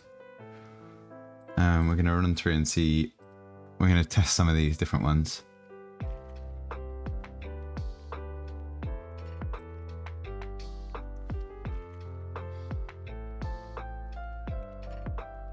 So then we do easing like this. No, it doesn't like that.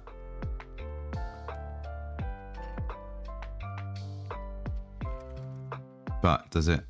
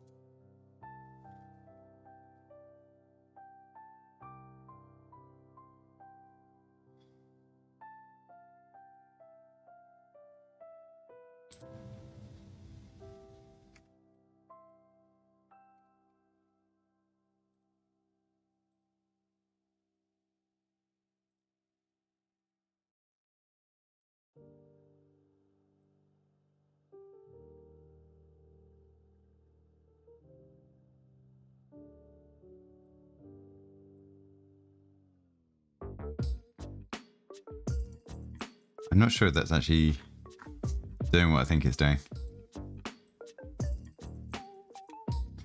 So what we're going to do, we're just going to say easing here. So easing.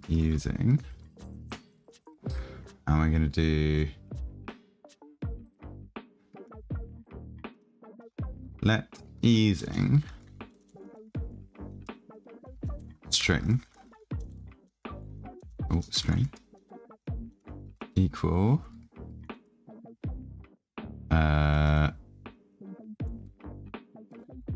cubic in out.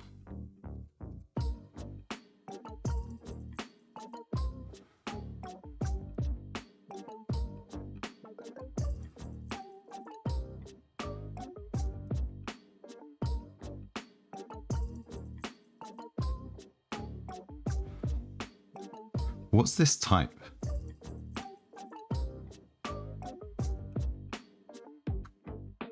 No, can't do that. But this is what we want to do again. So let's say this is cubic in out. We'll just undo everything. Let's get rid of that.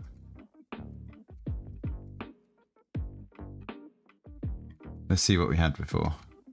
So I'm just confusing what I had.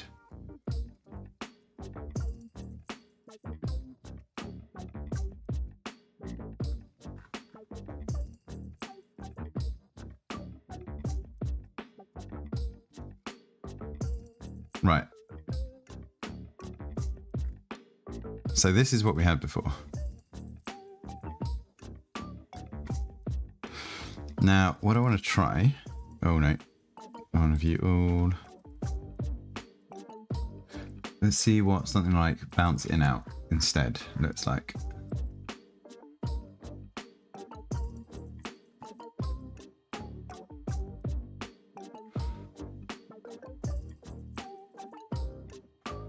It's interesting.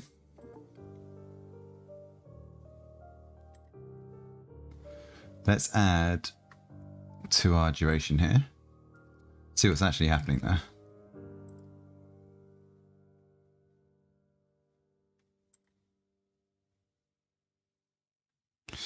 Not exactly what I want.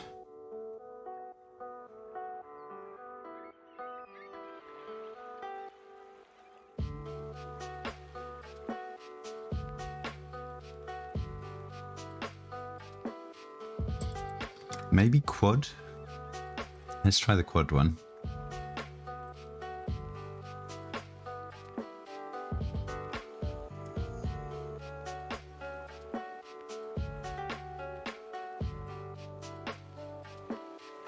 That looks quite good.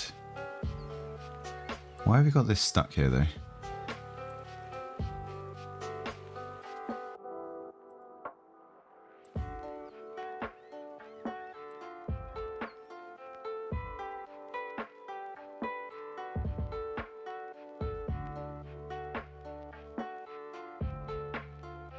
That's looking like it.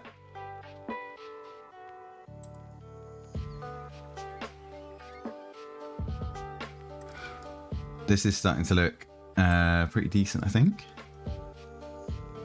What if we did 1,500 and 400 delay?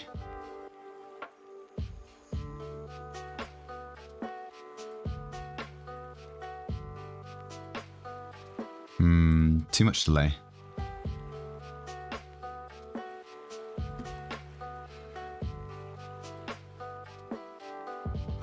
$250. It's better without.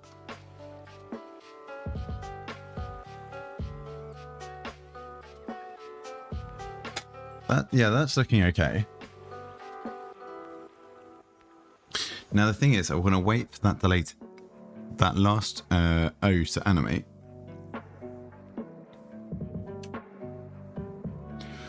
And then I want to change the fill and the stroke of everything.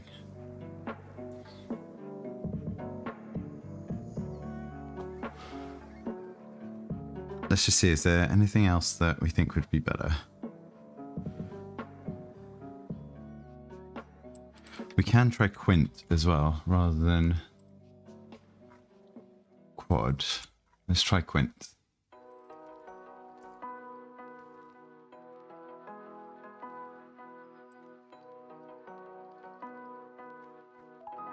That's a little bit snappier.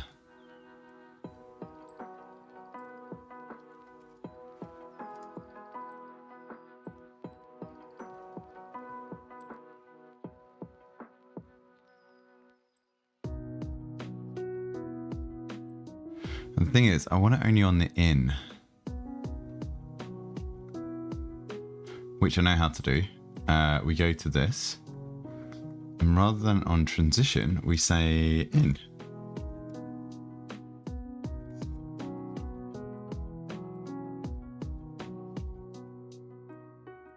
So then we don't get stuck on the page. That's better.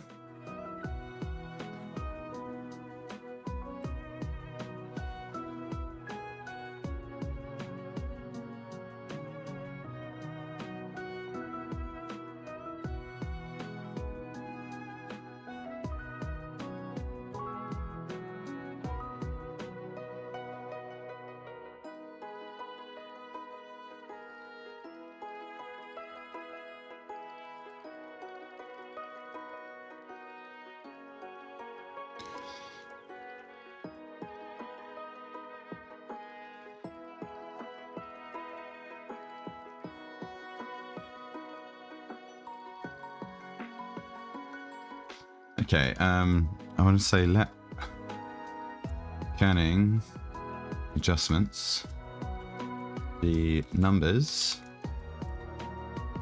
and an array of numbers.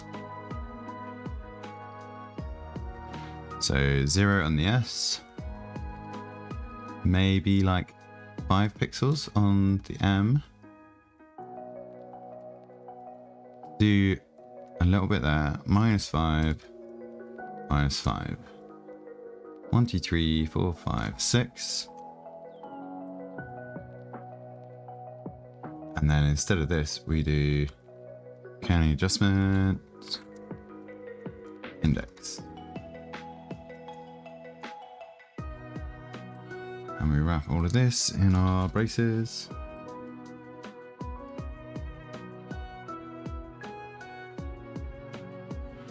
There we go. That looks better.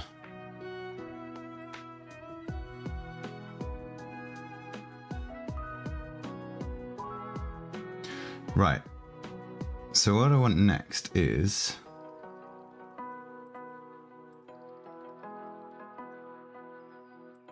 we want to have a look on our transitions and at transition events. Yes. So we want on intro end.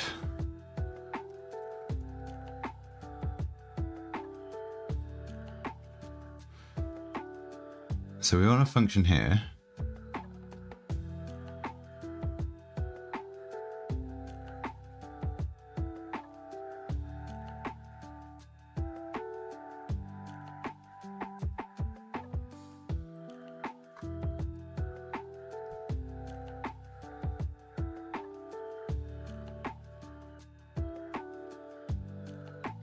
So we've got a transition here.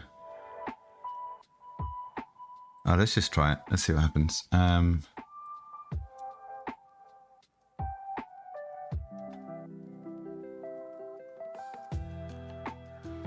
So on intro end,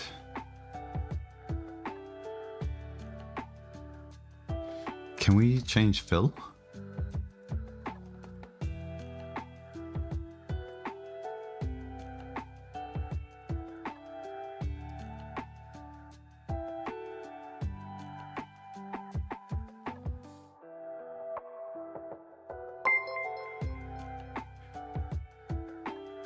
Hey Zach, how's it going? Thanks for the raid. How are you doing? Hope your stream's gone well. Were you working on Rumpletown? It's Rumpletown, isn't it?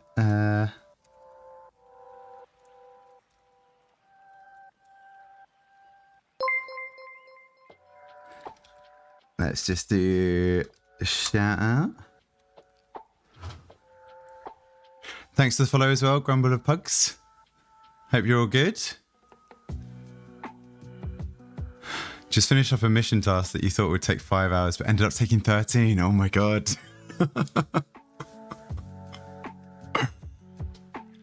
Nice.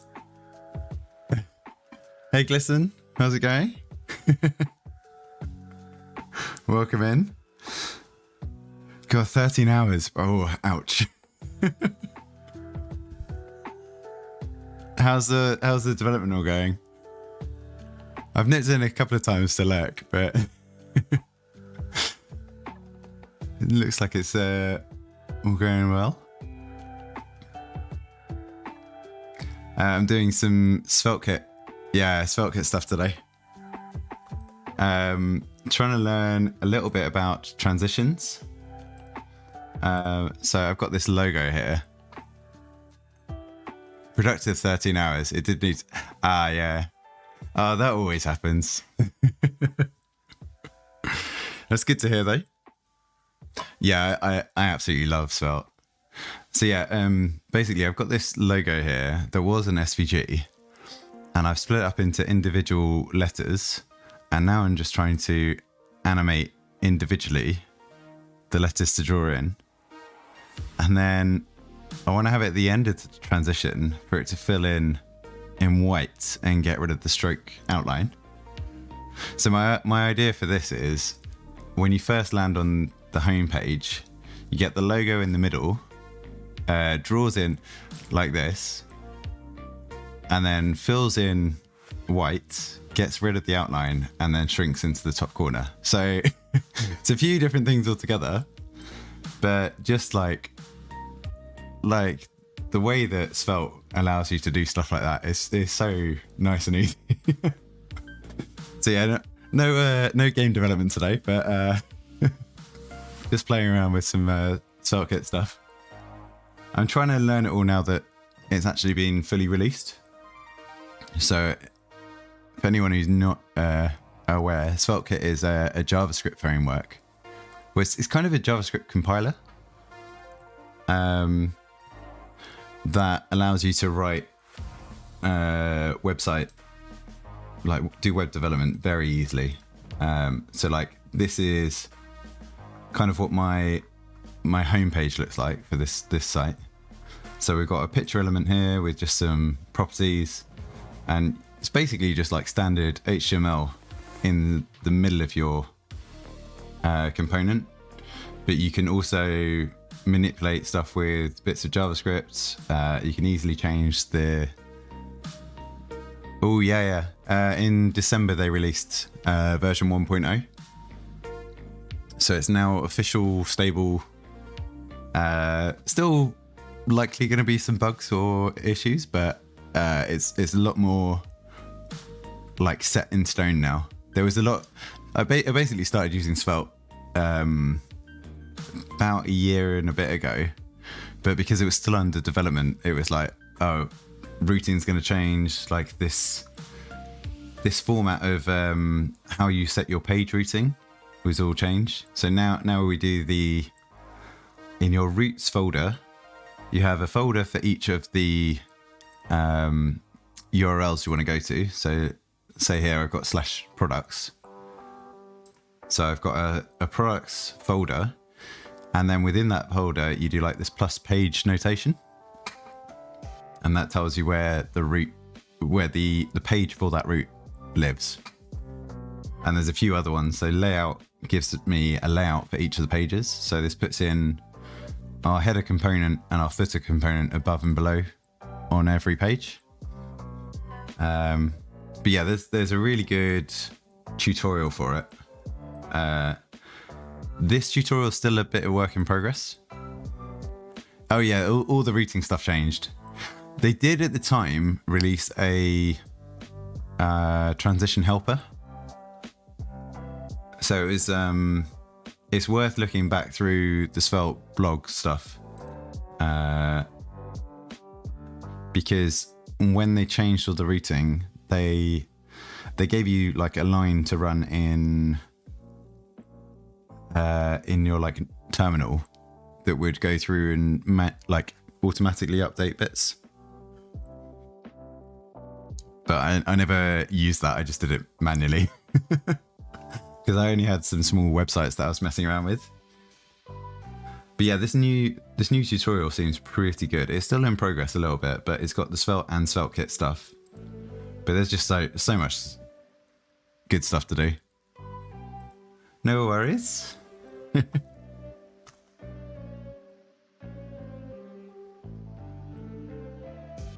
Yeah, just everything about Svelte I really love.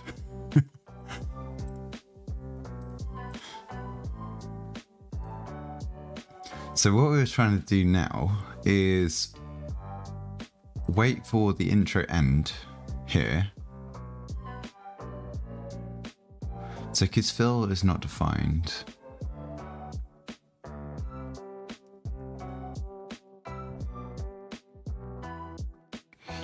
Can I change this after the fact, I wonder? So if we put a parameter here, which is a string, and actually it's going to start off as none. Oh. And then on intro end, the fill changes to white. And then we need to say fill equals fill.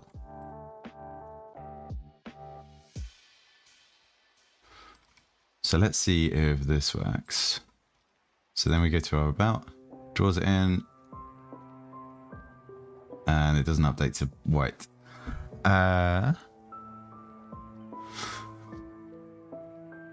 You did look into web development, but it was just so different to traditional coding.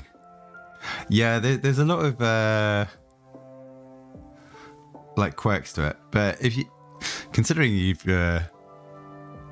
picked up, well, you've got an understanding of game development, it's not miles different. I think especially the way that Sveltekit handles things, it's normally quite an easy way into it.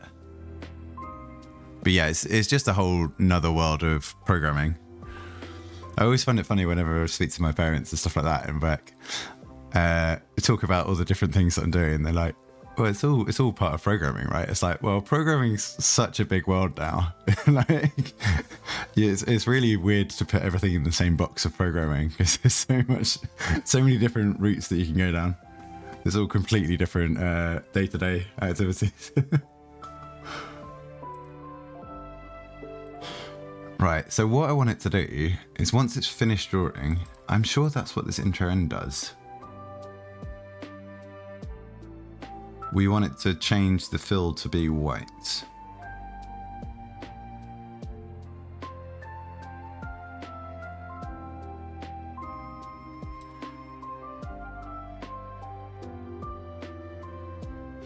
Does look more like the coding you recognize, yeah. So because I'm using TypeScript, it will probably look quite similar to like C# kind of languages. So that's why we're doing type declarations. Even though it's normally JavaScript, you wouldn't need to say what type these variables are. And then there's just a few little quirks around, like the fact that I'm making this component here is a Svelte component that sits in my library folder. So it's this file here. And I've just set that I've got some parameters that I can set different values to. So we're going to this Svelte component. I've said these are the parameters that I can set remotely. And if I don't set them, they've got default values here on the right. Everything apart from the string.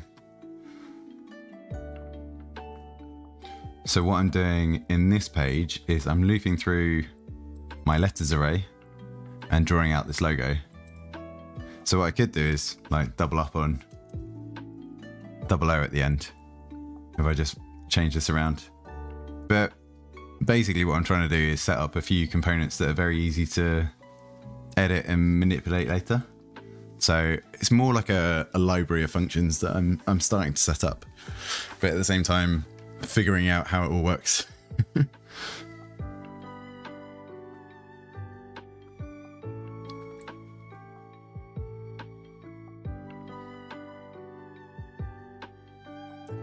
So why? The main question here is, why can I not set this value?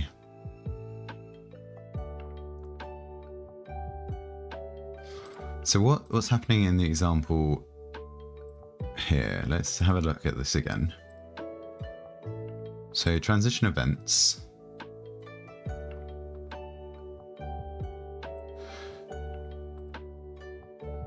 So what we're doing is we're setting status, this value, which is our value in the p tag.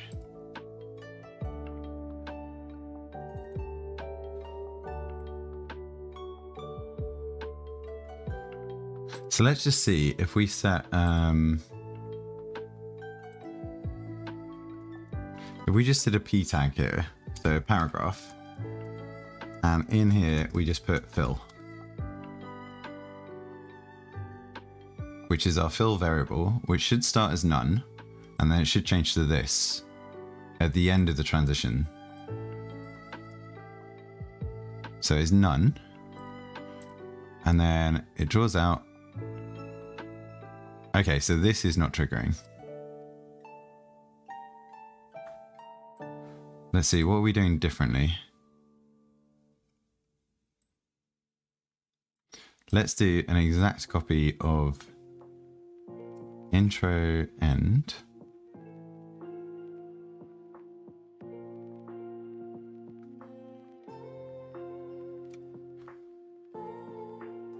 Yeah, no worries. Thanks for the lurk.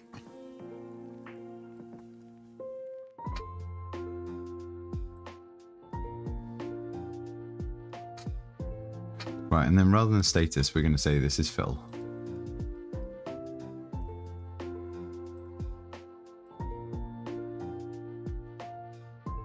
Right, does this update?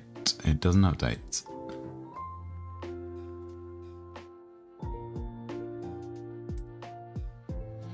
So I think it's not getting this intro end here.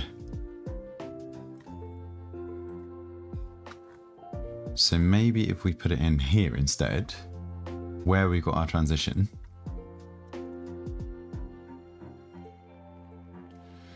So on intro end, fill equals this. And what we're going to do, we're going to cut it out of here, and we're going to cut it out of here.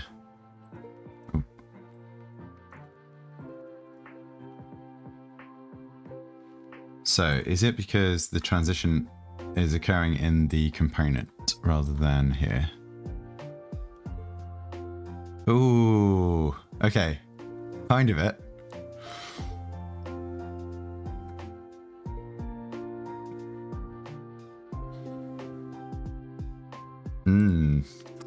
Now, do I want it? I wouldn't mind if it all happened together. Or less delayed.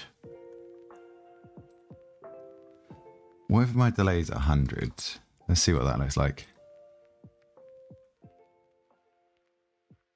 Oof, it's kind of.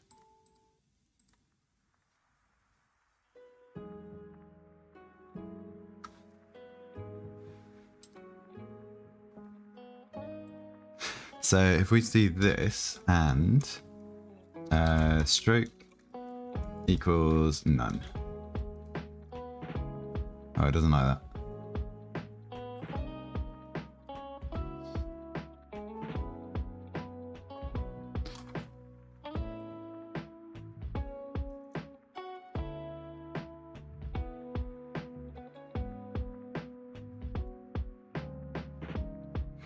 Can I not do this?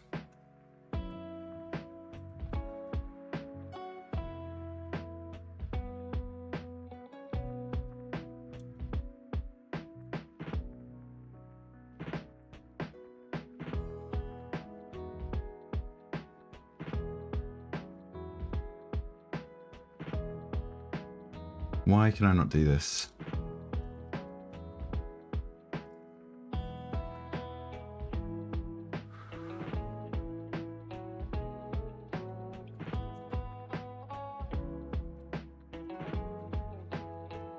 Do it like that.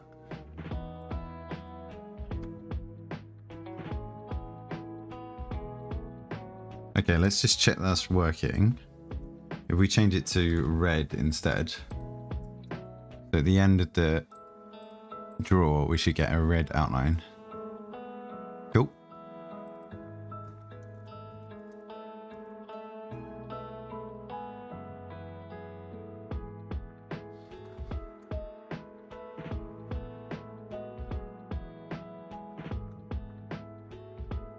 I still would rather this all happens at the same time.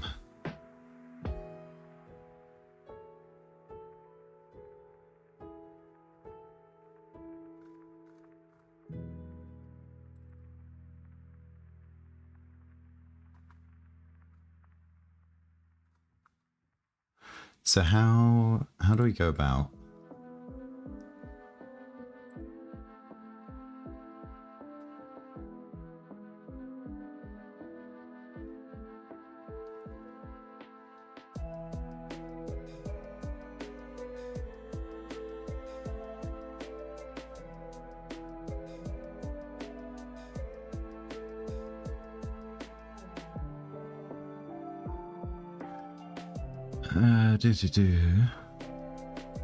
We don't want key blocks either. We do want to have a look at this, deferred transitions.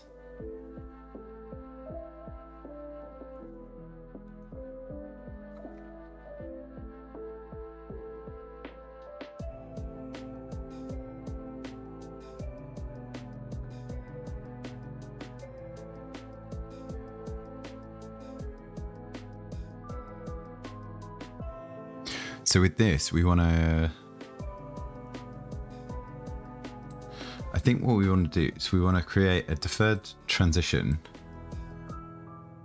for once this is all completely finished, to move it into this corner and this to fade in. So like this here, let's just close a couple of these. So what the deferred transition does is it maps it across to the other item. So this looks like this box, this element here, is being moved across to another list. But what Svelte's actually doing here is it's moving this element across to like the midpoint here and then destroying it. And it's creating a new element in this to-do list, which matches that incoming transition to move this new element in here.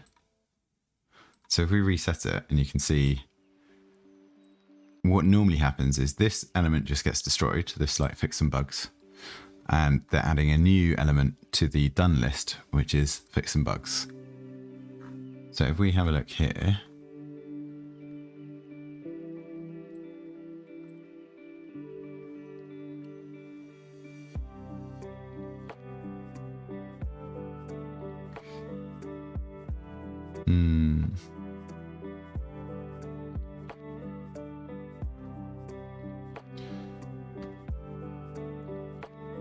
so first import the send and receive transitions from transition.js. So we're importing it here. Then add them to the label element using the to-do ID property as a key to match the elements. So in here, we're saying our in transition is receive with a key of to-do.id and out send our key, which is to-do.id, and that's it, right? Oh, didn't mean to. Got in the habit of pressing save.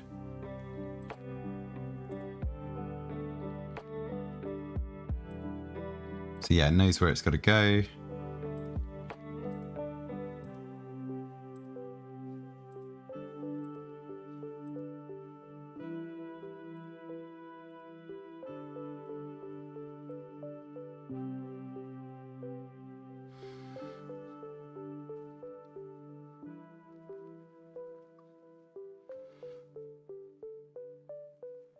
Seen transition.js. Okay.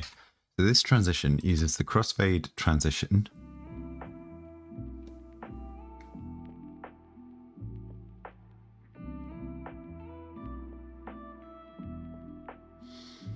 And exports are send and receive.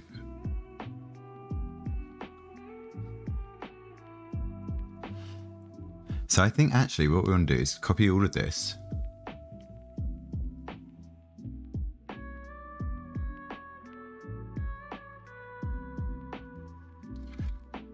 Let's make our transition component. So we're going to call this transition.js. Actually, let's do a TypeScript file.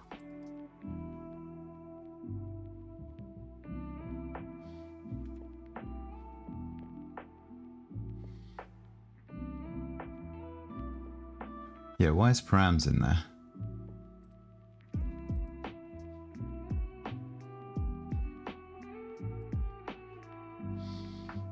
We're not using it at all.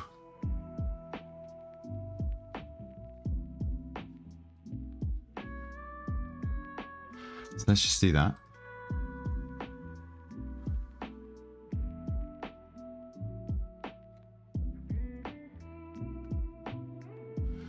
And then where we want to use it, we're importing. So let's say in this Svelte page. So this is our about page. We're going to import these from lib.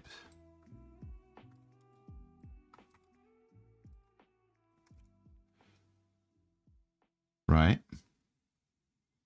And then when we want to use it,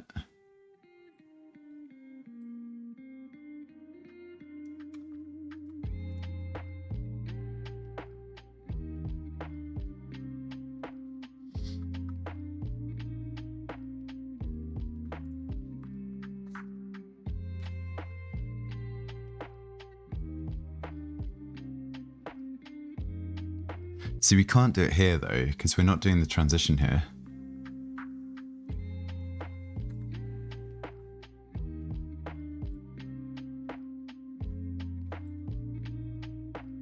Why have we got an Italian flag here?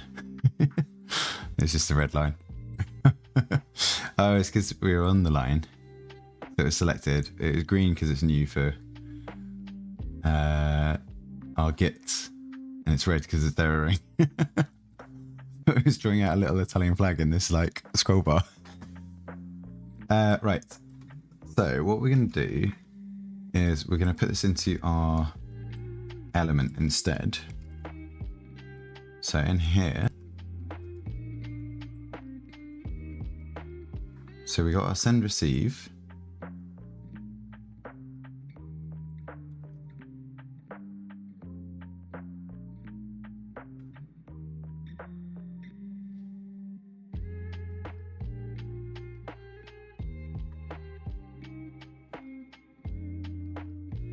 And the key here is name.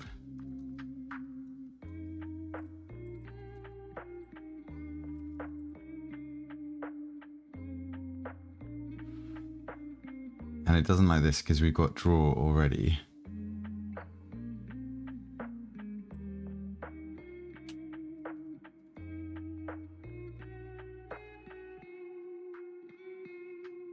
I think because we've got it happening on all of these, we don't want to complicate it with all this other stuff at the same time.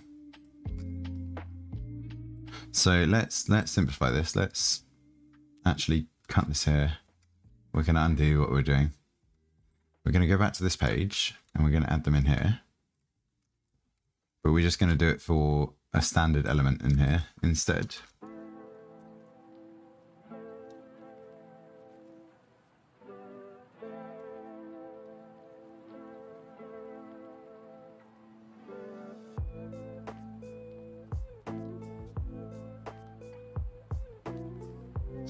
So we're just going to give this a key of test.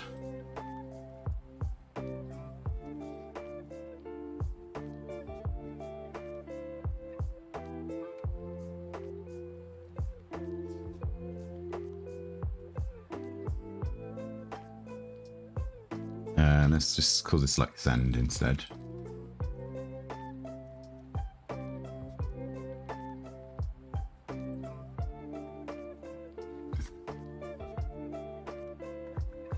Right, so yeah, the difficulty here is this transition's quite, this part of the tutorial is actually quite complex. So our transition's doing a crossfade between the two. So we need something that switches between the two of them. So what we need here is just a button, which we're going to call switch. No, just a normal button.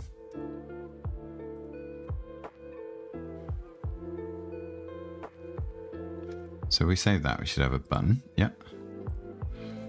And our button is going to have an on-click event, which is going to do handle switch. And then we're going to make it a function up here, which is going to say function handle switch is going to do let toggle, which is a bool, equal false to start with,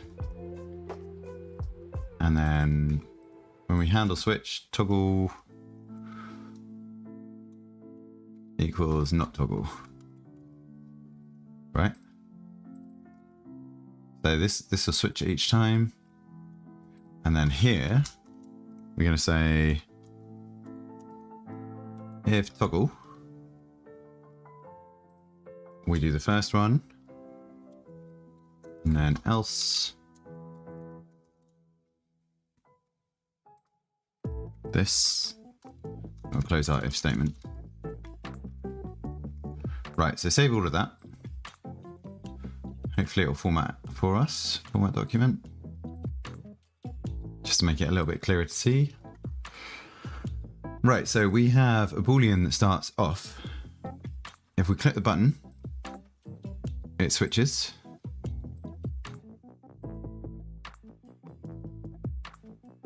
Let's put our button above this, just so it's not bouncing around loads.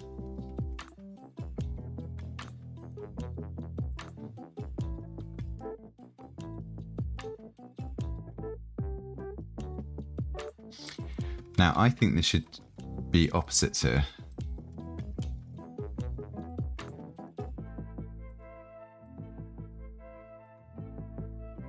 Kind of.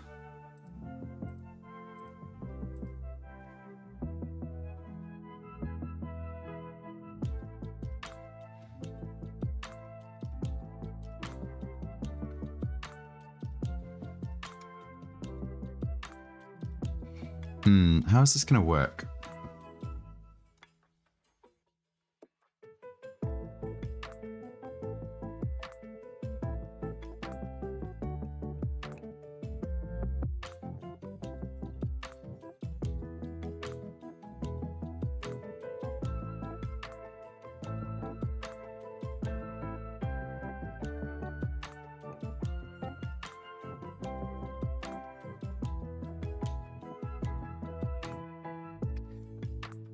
Yeah, I don't know.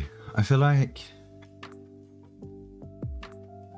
I need to force this to stay on the page. So really we want a div around all of this. And we're just going to give it a class of box for the moment. And what we're going to do, we're just going to cut this, we're going to put it in here. And we're going to close the if statement here. And then we're going to repeat this. And we're going to swap out this one. We're going to say if not toggle. And get rid of this bit.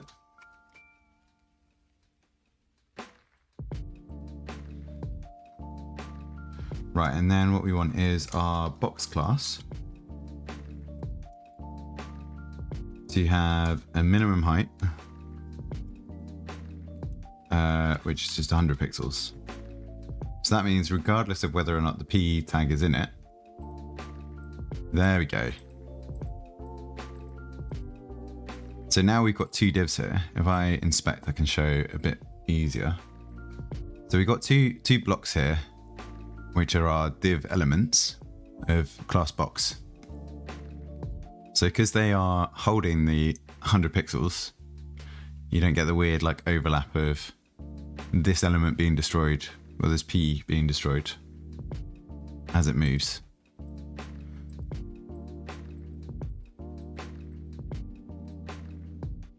So what's actually happening here is if we open up this, we have this P class that has the send here. And when we animate out, which we switch off the class, so we're turning the toggle bool off, it's destroying that and sending it across to this one, which it's enabling.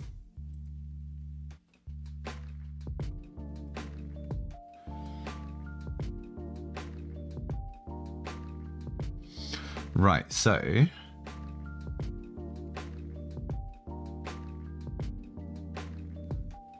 what if instead we have this instead of the test?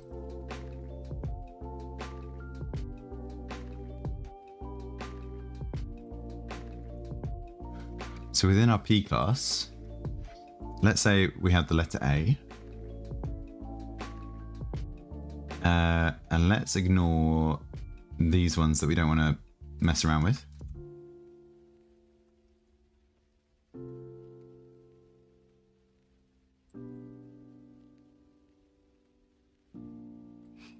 Let's set the duration to 0, so it's immediate. Okay, this is getting somewhere.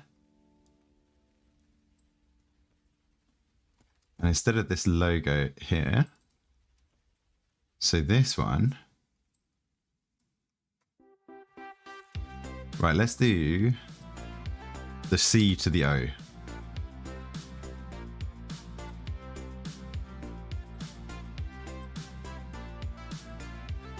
This is kind of getting there.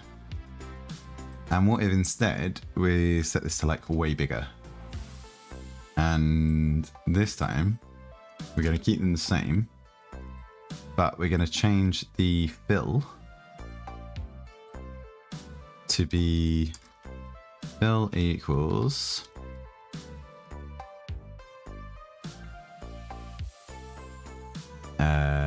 let's do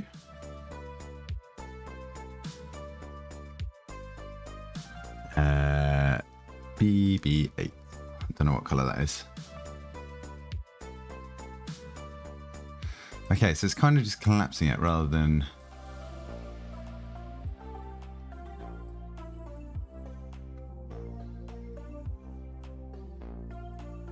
Let's do stroke none. Oop, none.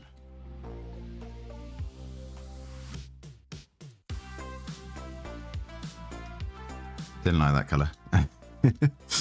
Let's do like a green RGB. Pure green. Ah, why?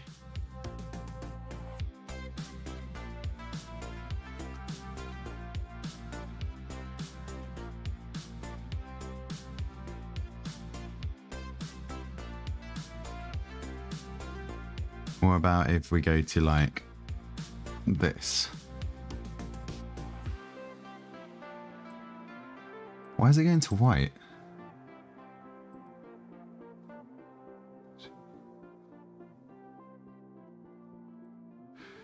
We got it Yeah, we got intro into changing it.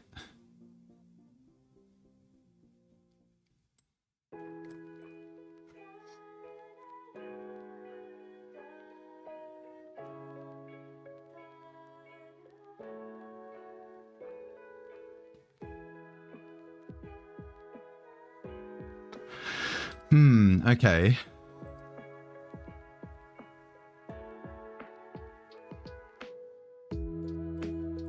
We are getting closer.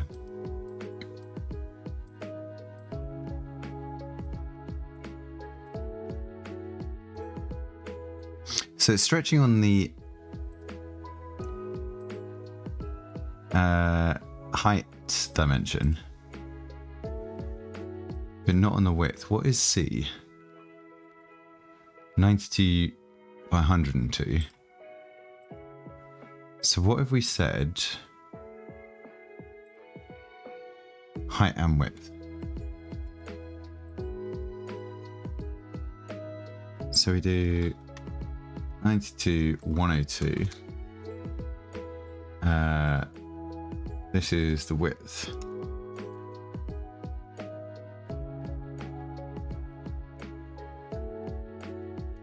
And here we do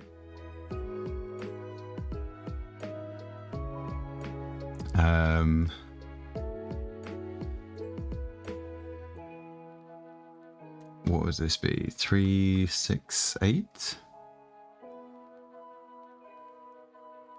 That'll be 32 off of 400. And this would be 408.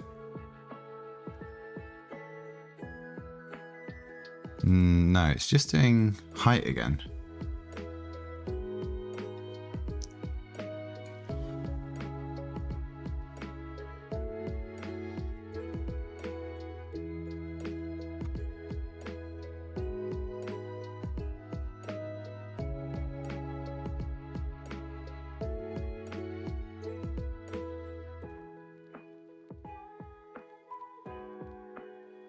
Now let's just double check. If we had this... Oh no, wait, I've done this wrong around. This should be send at the bottom. And test. Does this not work? Oh, we haven't saved it. Yeah, okay, so these aren't linking up anywhere.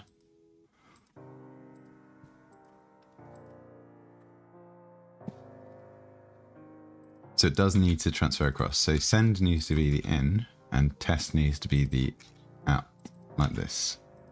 So now it knows it's, oh, if we save it, it now knows it's transferring between these two.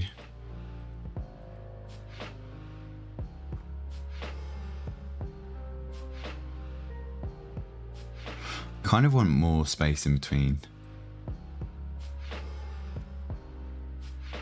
So let's say we put it above the about.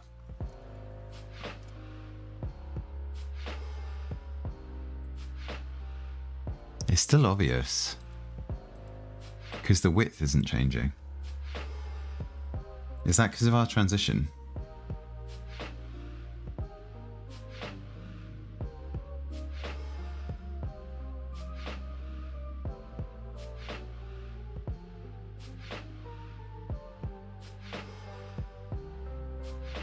Will we do it quicker? Is that even quicker?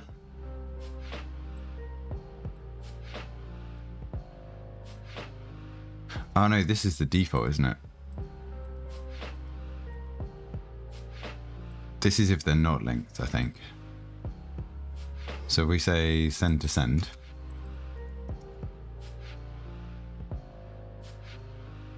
Yeah, it's the outgoing transition. So we change this back, and this duration here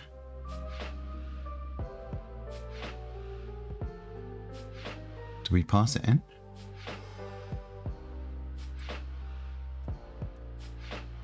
Mass query duration crossfade.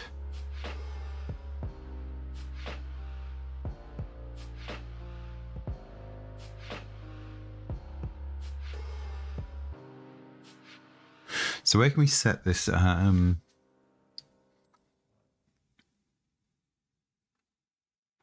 crossfade duration?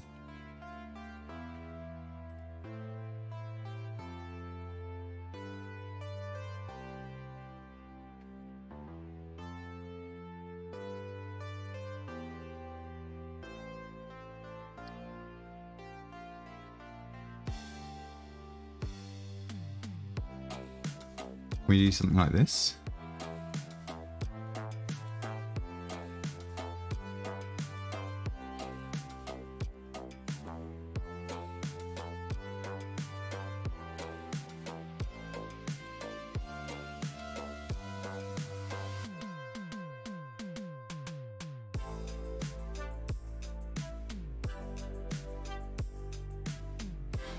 Crossfade params type any.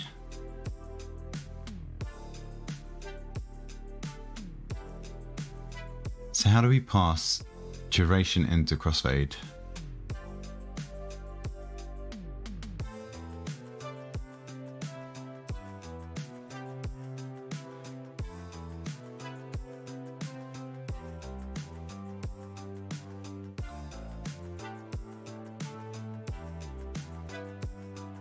Params.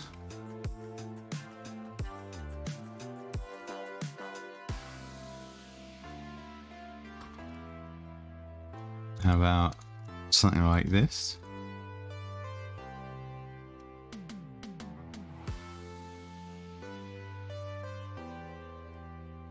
Duration.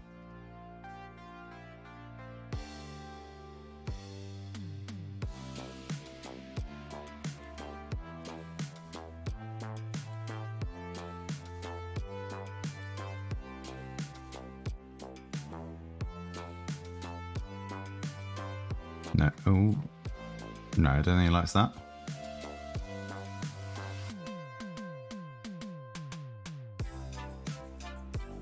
So receive.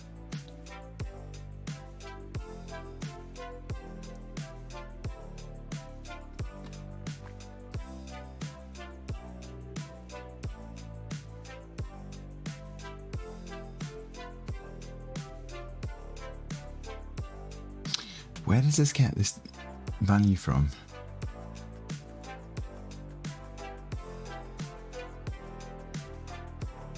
Crossfade params dot duration. Ah, okay. So can I do params dot duration?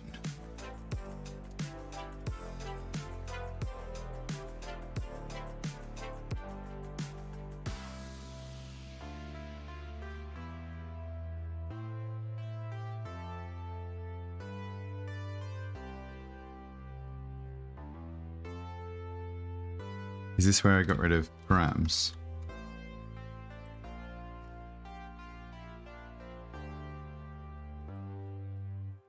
No, that doesn't seem to be working.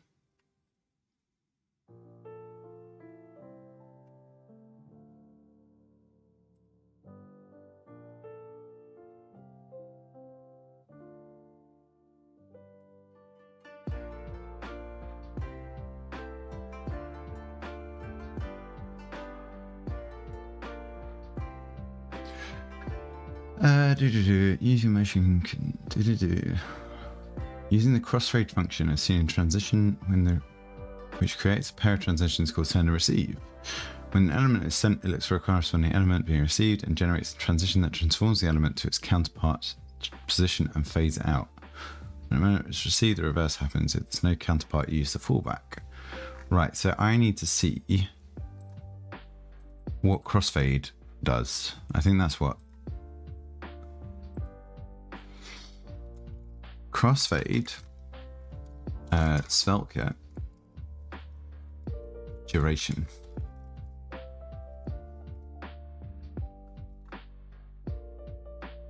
See what people have done in the little playgrounds here.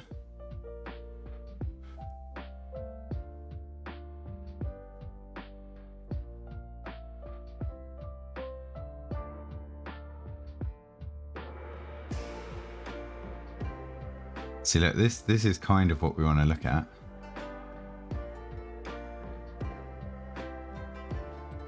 So we're sending the keys. And we're going from here.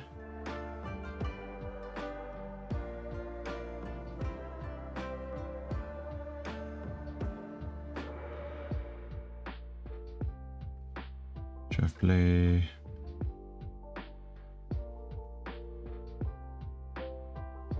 Wait, what?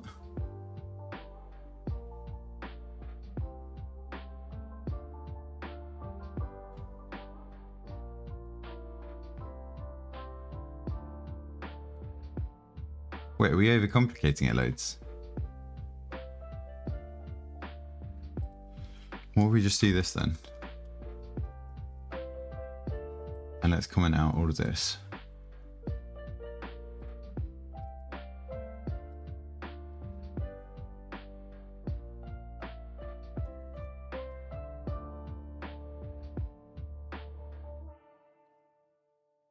No, I don't want to do that. I wanted to click on here. It's still working, but it doesn't have the fallback, that's all.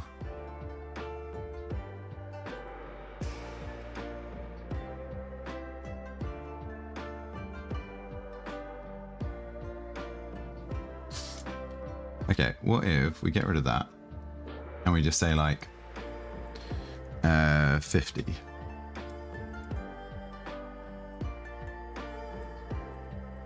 Okay, that's a little bit too snappy.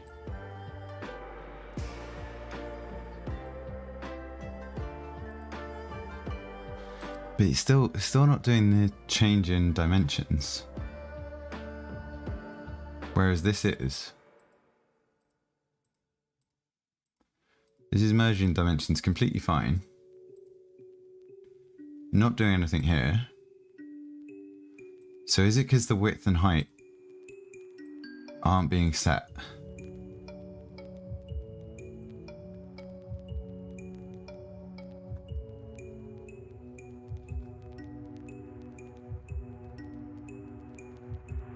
Oh, I haven't got a width in this one. Wait, what? I thought I did.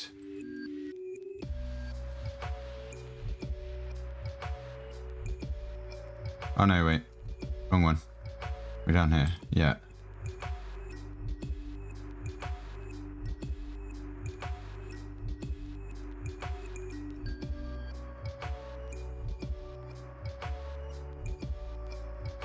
Right, let's see if we do here. Let's do a lower and a higher class. Maybe it can't read the width of the property.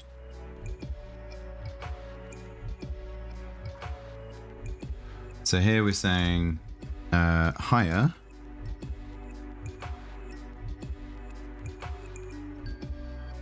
Did we say higher? Yeah.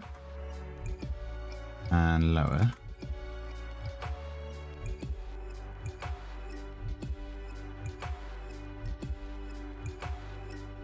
So this is our lower width and height. And these are pixels.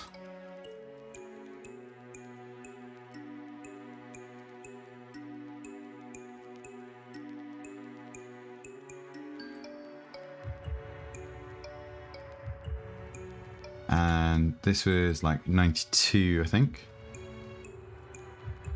And this was 102.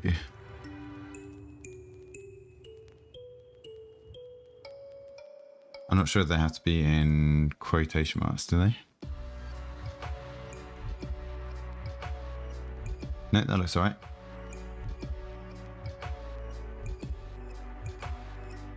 Ah, there we go. That's much better. So the issue was that it can't read the property height here. Right, okay. That's clarified now. I'm going to do a quick, let's say another 5-minute break. Just to get up and stretch, fill up water, a little bit of time away from the screen. So back in a few minutes. Bye.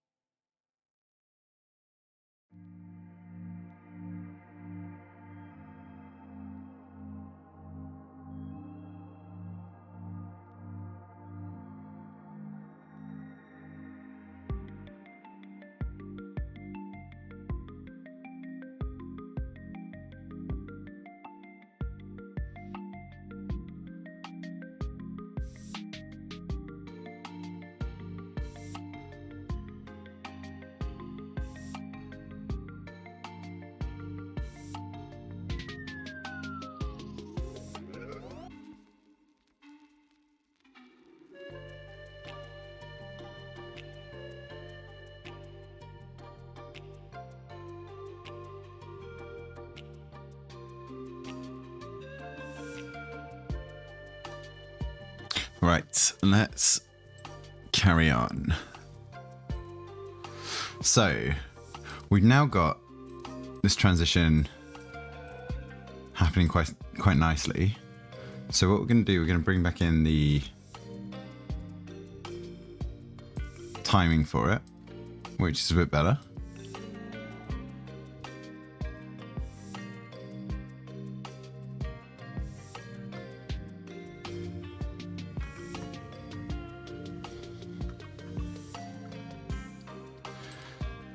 So I wonder now,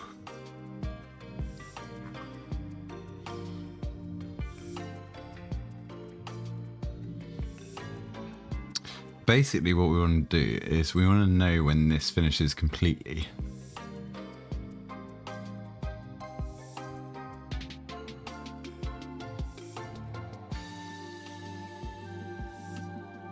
So I almost want to send a message back out of this component to say when the drawing is done.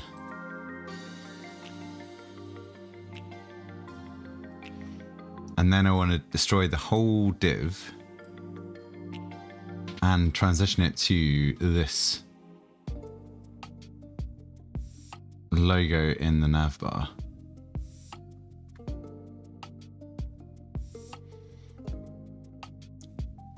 So that test can be, if we do this as the all,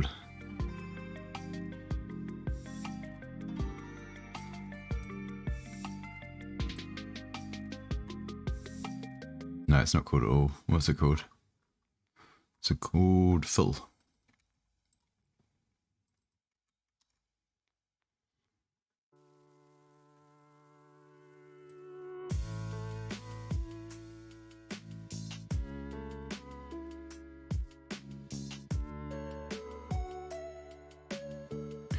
So now, instead of this,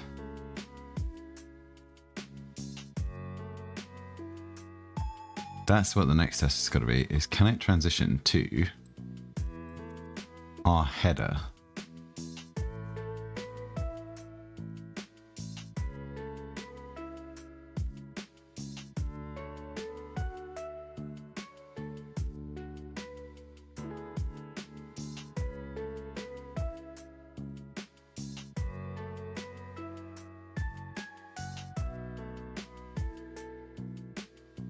Which is basically this.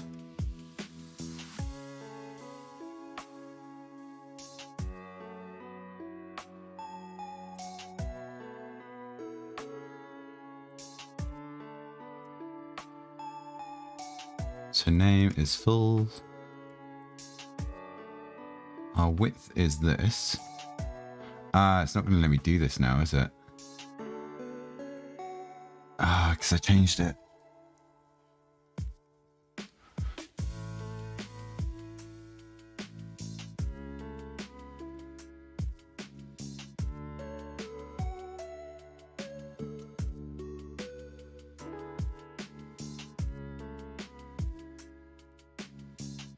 Heights we can get rid of.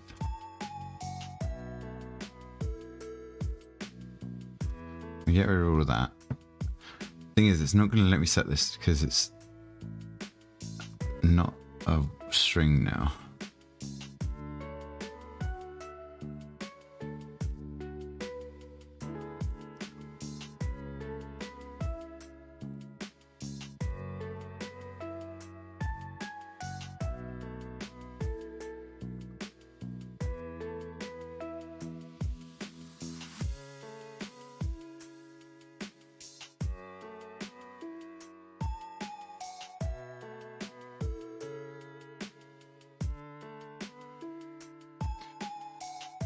Right, so I'm thinking we don't really want to expose this either as an override.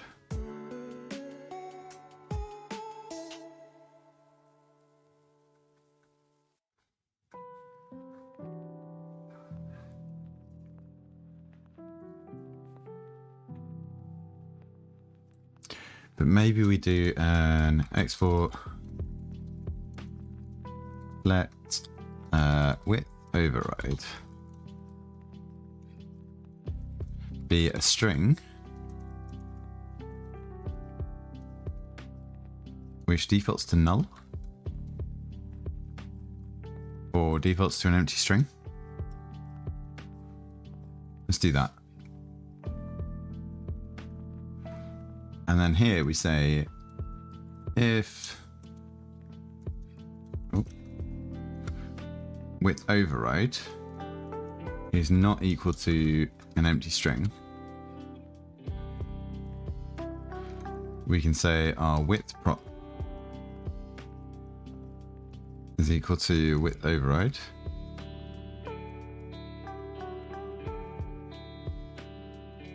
But then what do we set the height prop to? Height prop should just be this, the standard one, right?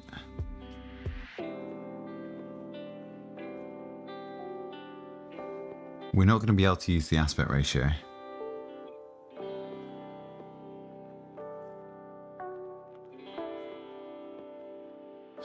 Unless we just clear it, actually. That might work. Height prop equals an empty string.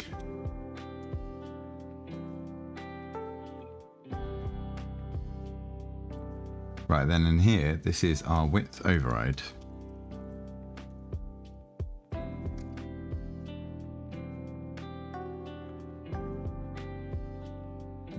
Failed to load. Live transition does exist.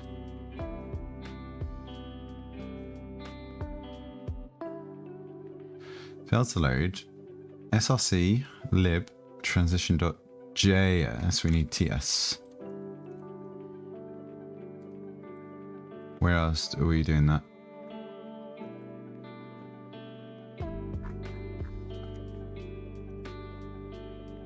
It was working anyway.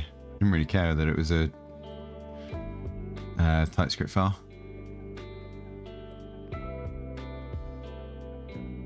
Right, all happy now. Don't know why it's got the weird color. Oh, it's because we've got it here. So this needs to be FFF.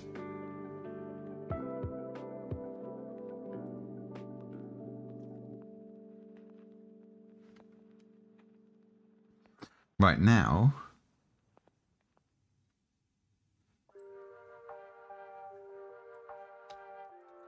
can we do something like this?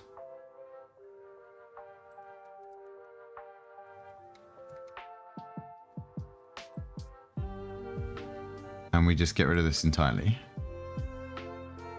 Let's comment this out. So now there's no C there, but does this go up to our logo? No.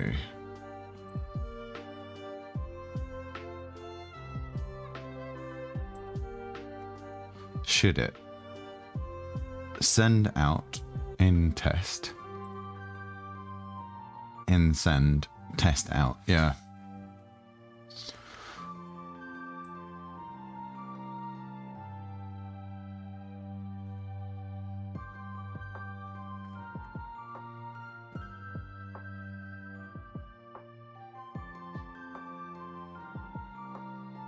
Okay, we're getting somewhere here though.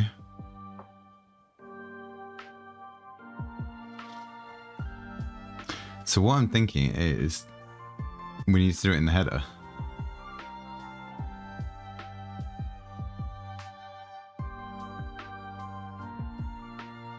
We're going to get rid of all of this, so don't care about that. So rather than drawing it on this screen,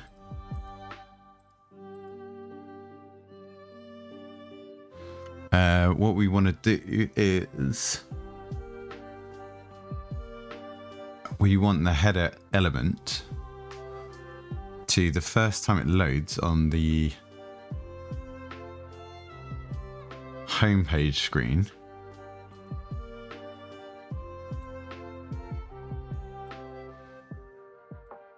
is to draw this in. We're getting pretty close though.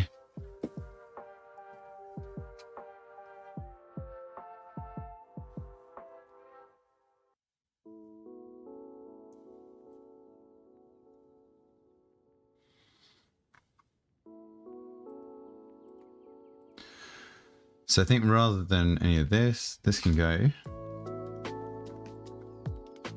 And this, ooh, this can go for the moment.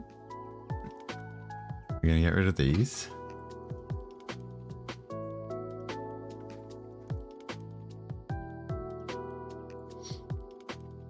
What I'm going to do is put this button here underneath the nav.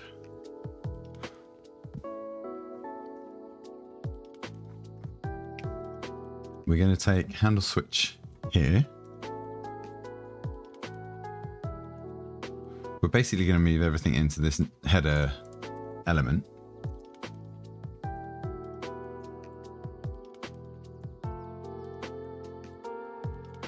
Oh yeah, lang equals TypeScript.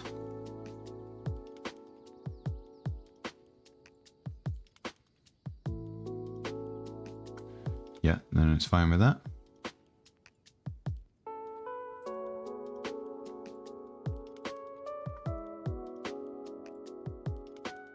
Okay, then we're going to cut this div entirely out. And in header, we're going to put it here. And we're going to say if toggle, if not toggle, we do this. And we close that if. And then really we want all of this stuff as well. Import, send, receive, we've already got.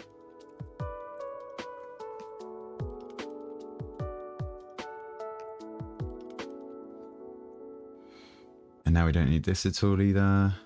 We don't need this. This can just go back to an about page.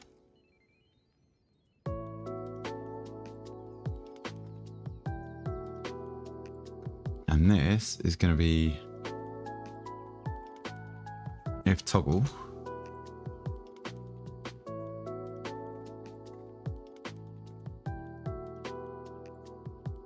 Do that.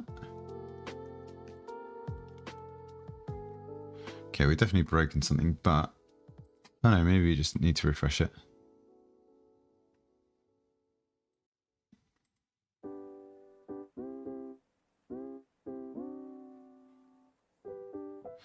Okay.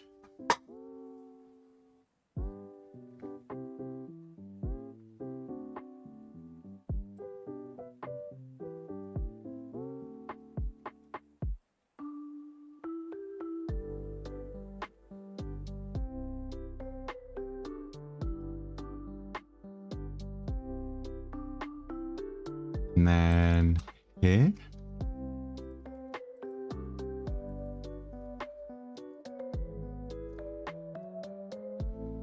I wonder if that's possible. You know what? It's kind of.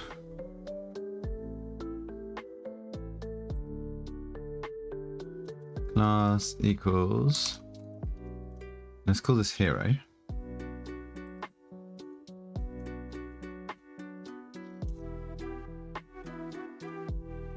And then hero is going to have a certain setup, which is going to be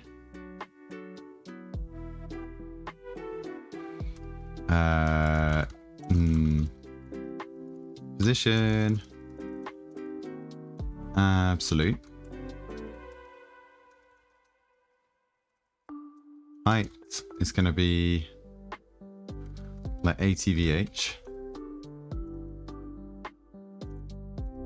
Actually, I don't think I need that position absolute. Let's do this.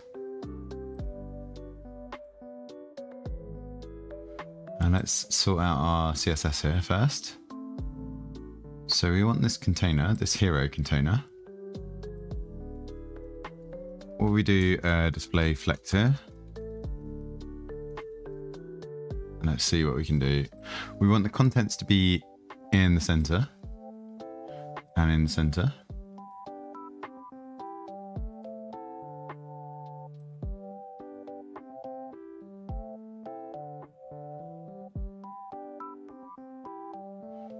It's almost.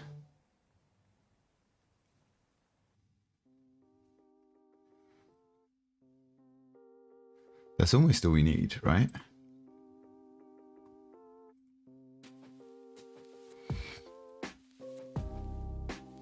So what was that? That's display flex. We want justify content center and align items center. Yeah.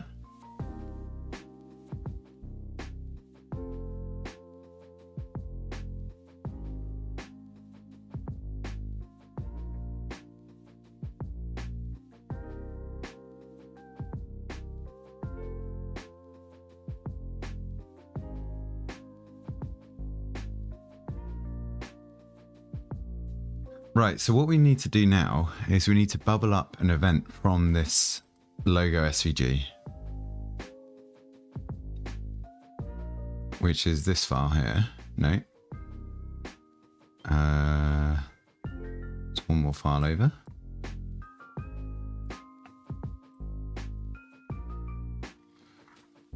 Which is this intro end event.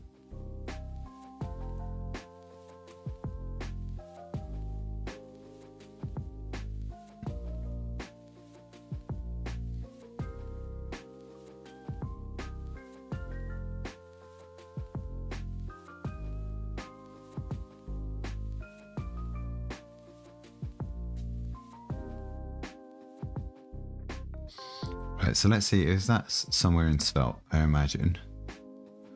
Events. Component events.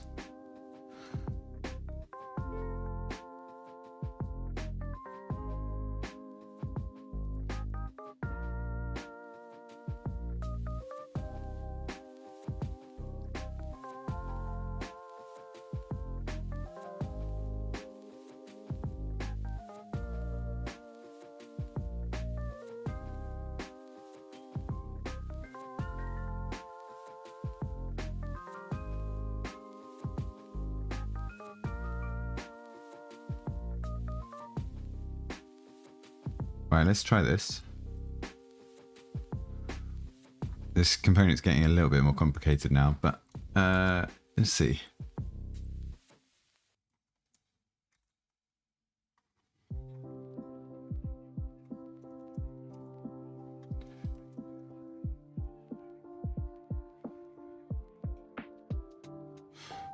Oh, is the bot not running? Just got YouTube stream elements saying bot now running. Let me just check I haven't missed. Don't think much missed. No, that's all okay. Right, so now what we want to do is on intro end, we want to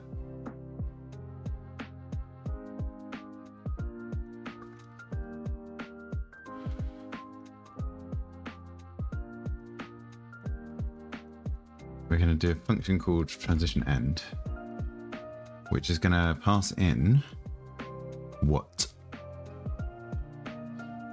The name.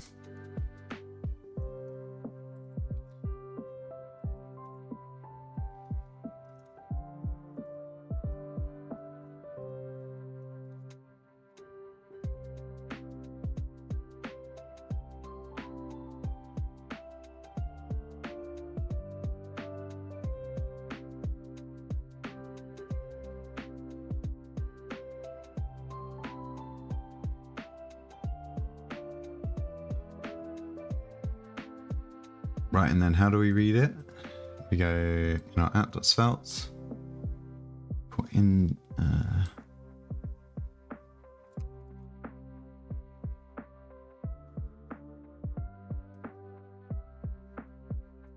so actually we don't need this open anymore, that's done with. This one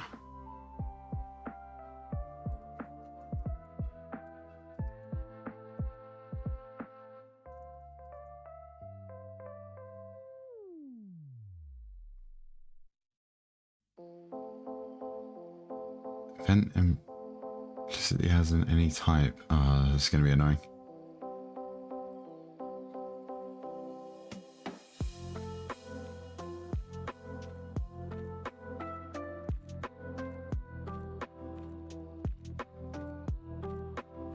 we're going to say on message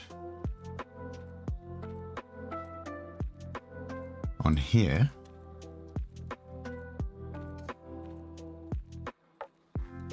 And also on here, right? Now this is going to be really annoying because it's going to throw up a load of, well, hopefully it's going to throw up a lot of alerts. But is it going to work properly? So let's refresh.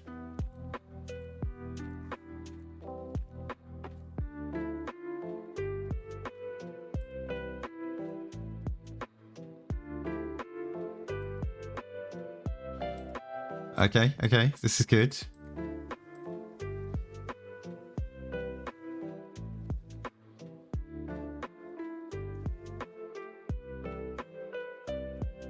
So rather than this switch, we're just going to get rid of it entirely. And our handle message, we say if event.detail.text equals O, then toggle equals not toggle.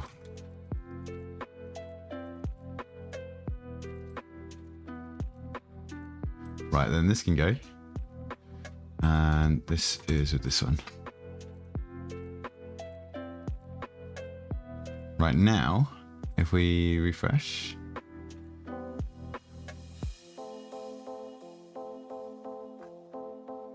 damn it, how do we, let's go home.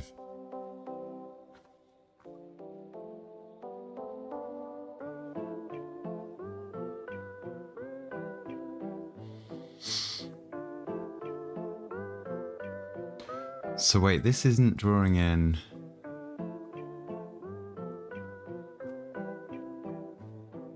The first time. Why is it not drawing in the first time? This is something in here, wasn't it? Transition events.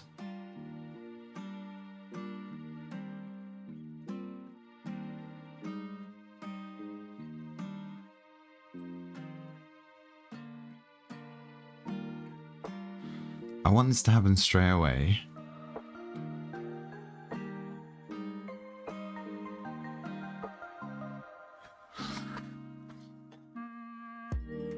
So what we're doing wrong here is this starts off as off, so we're never doing this transition in.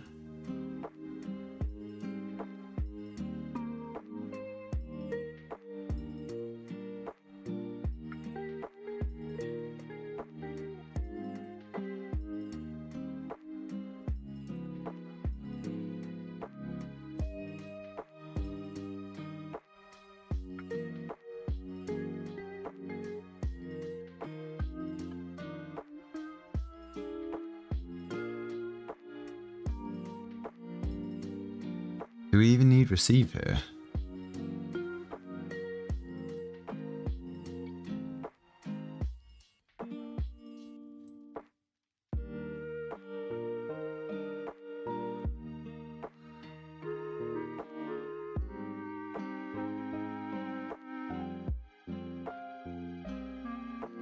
I think we could do in like fade. Let's do fade. Does that also import the right fade? Yes, it does. Okay. And then let's see what happens.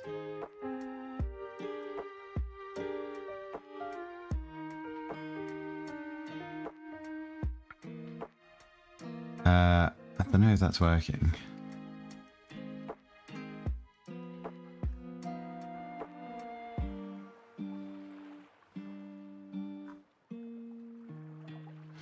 Also, where's this console log coming from? Brilliant. It's from here, isn't it? Where are we setting the props? Yeah, there we go. Get rid of that one.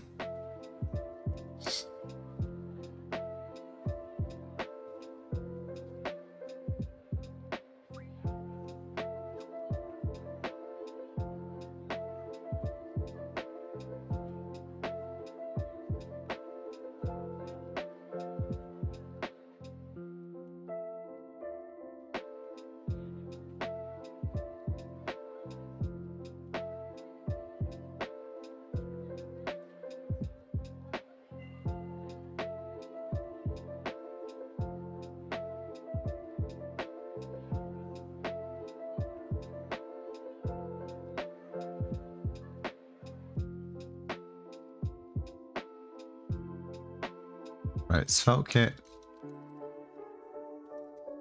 Transition. Start. First load.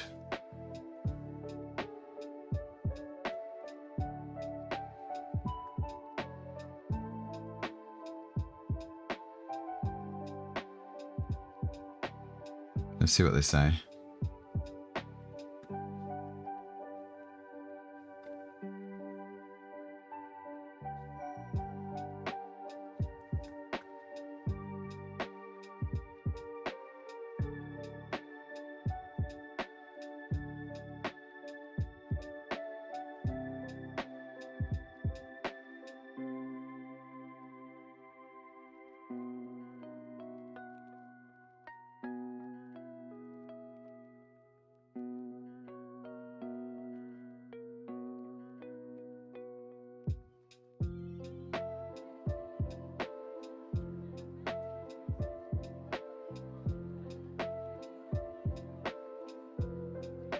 Seven months ago might be better.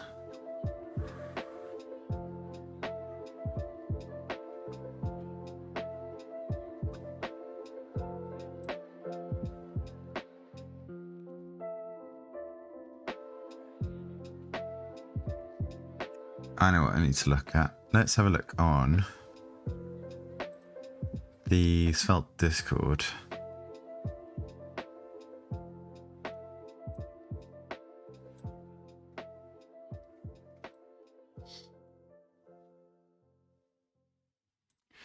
Right, transition on load.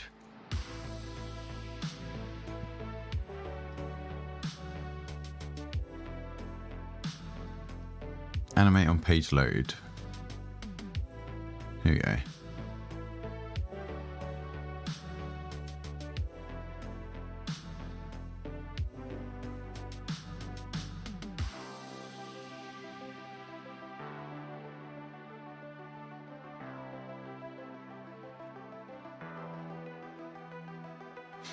We put our interactive start tutorial. Okay. Animation plays once you get onto the page. I made the use of on mount method. Yeah, okay.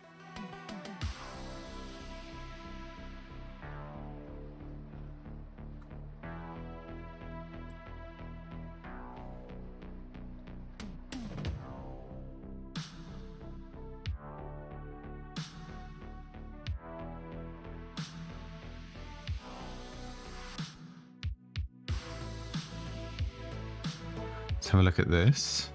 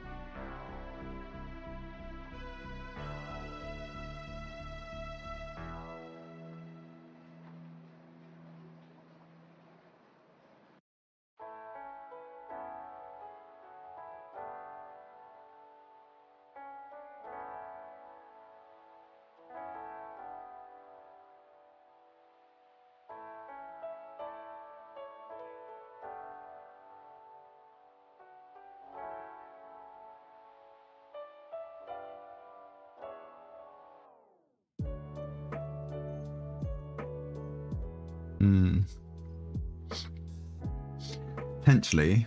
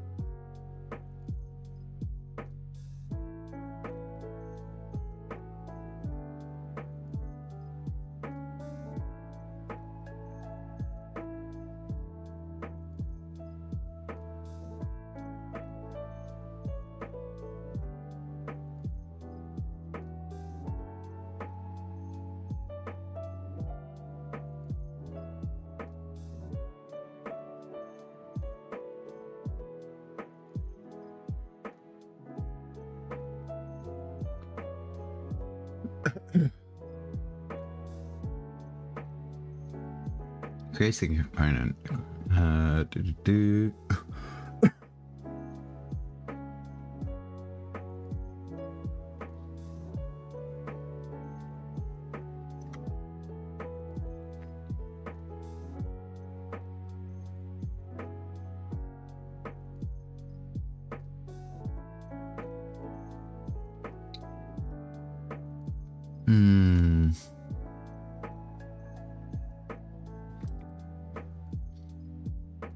That might be what we're looking for.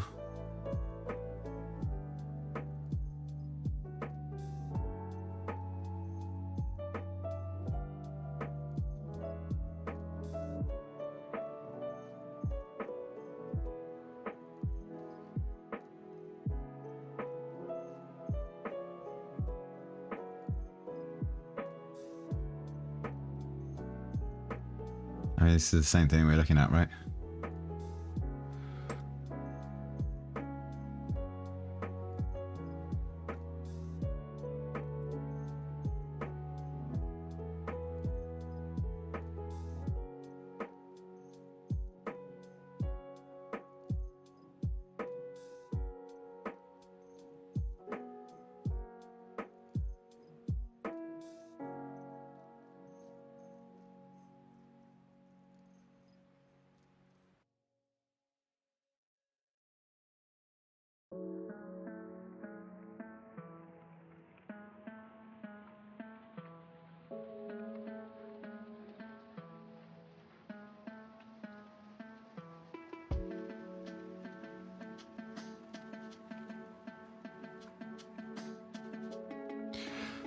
I'm not entirely sure here.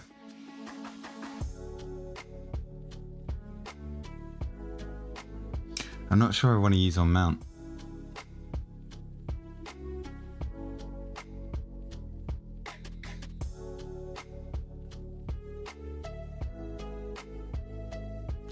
Oh, we're not using svelts on mount. Oh, we are here, but we could do this.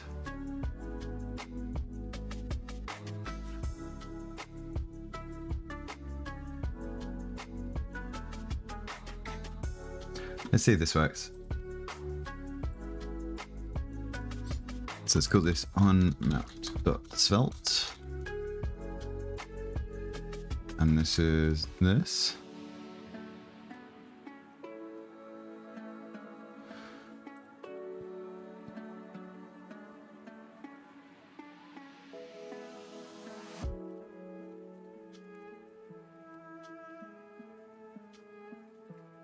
And then in our header, we import this bit from lib.onmount. Yeah. And then we wrap our div in onMount, which is this.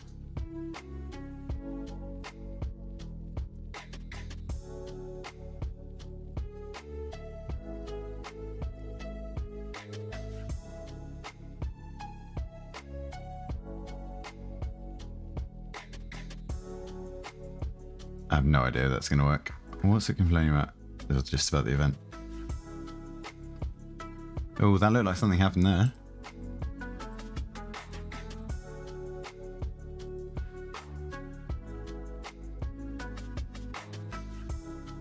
Ooh, that's pretty close. That is pretty close.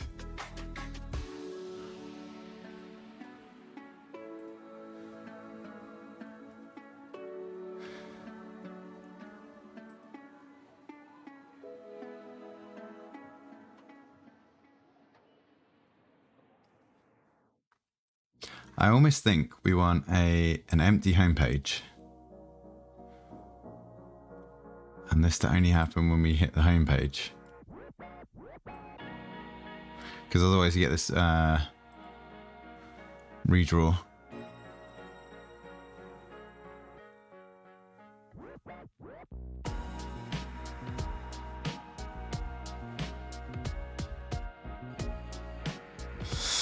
What type can we give this handle message event?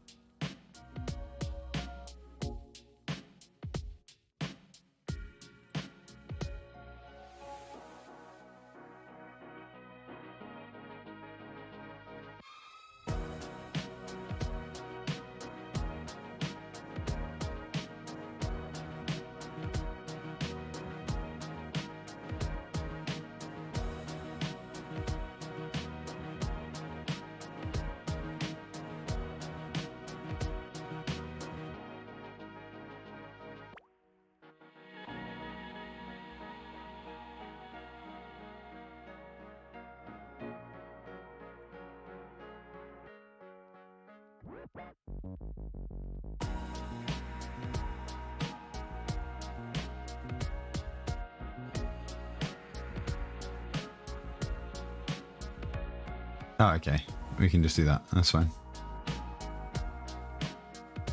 Didn't realize we could do stuff like that. Okay. We are getting pretty close here to what we're aiming for.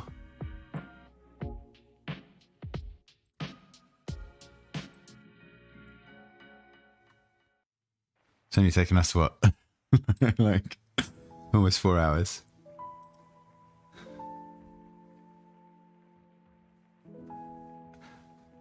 That bounce is a little bit off, but that's okay. I think almost what we want to do is do a aim / last page dot svelte, and what we want to do is take all of this, well, everything content wise, and put that in our home page.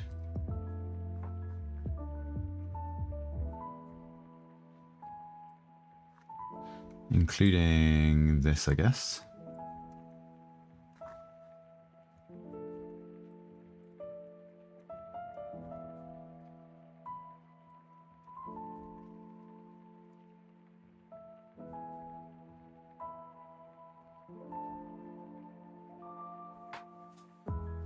And then this is going to go to home.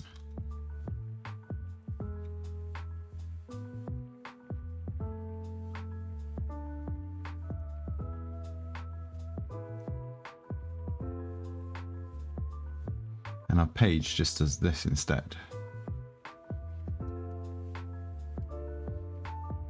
And what I want is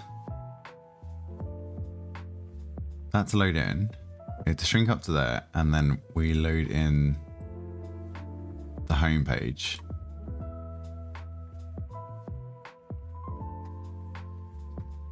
I think that's how we do it.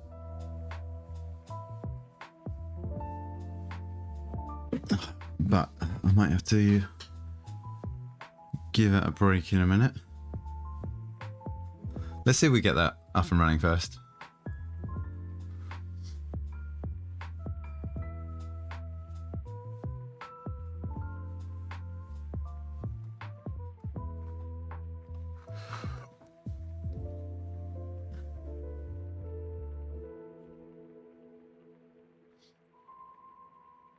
So can I navigate to a new page? How do I do that? Sveltekit. Navigate to page.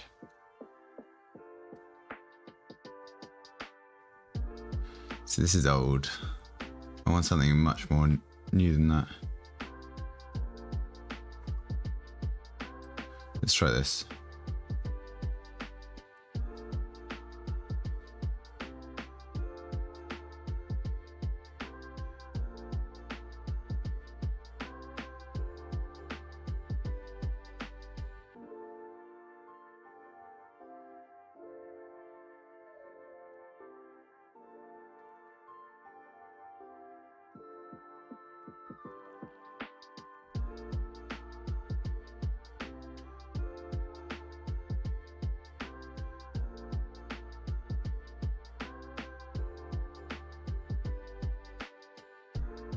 Loading data.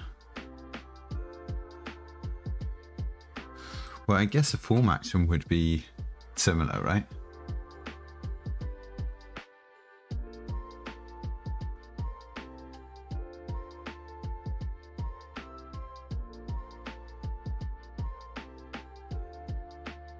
Page options.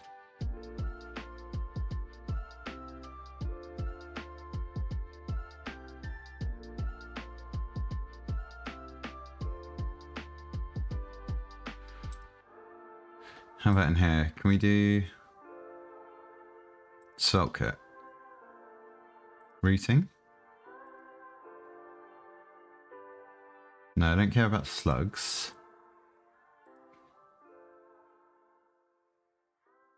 Reactivity.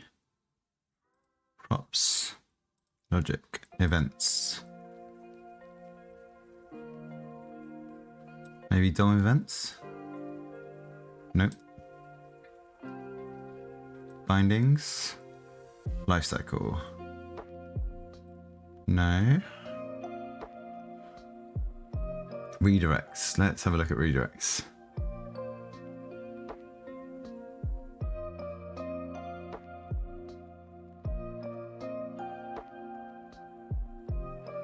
Here we go. Right.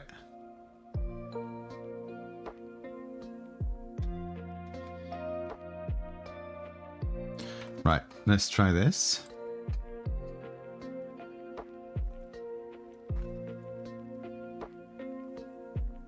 Import redirect. And then here, we want to do a throw, redirect. What was the terminology? Open brackets, 307/home.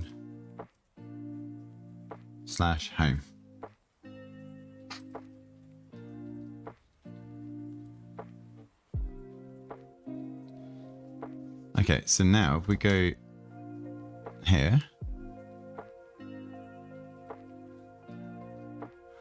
why did that not do the redirect?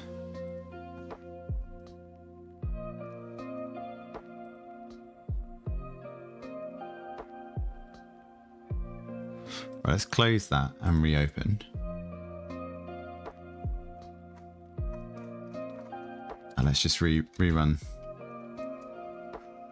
our code. Let's see what happens full screen.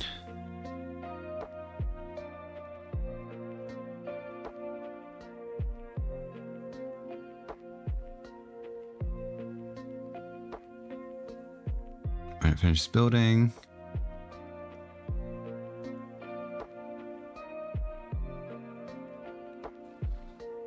So it's not done the redirect. Why not?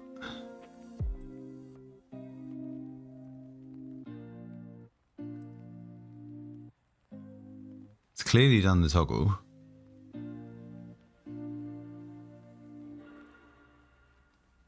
So why no redirect?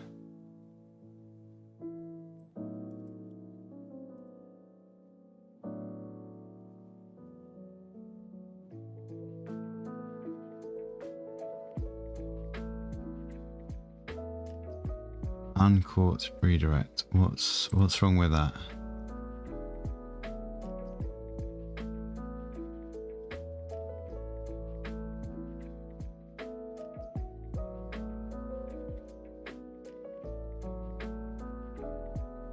Okay, that's not how you do redirect.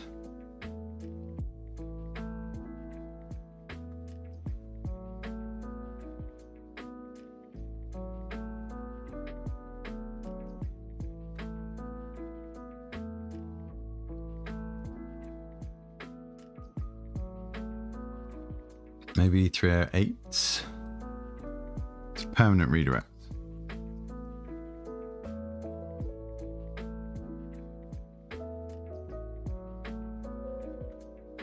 No.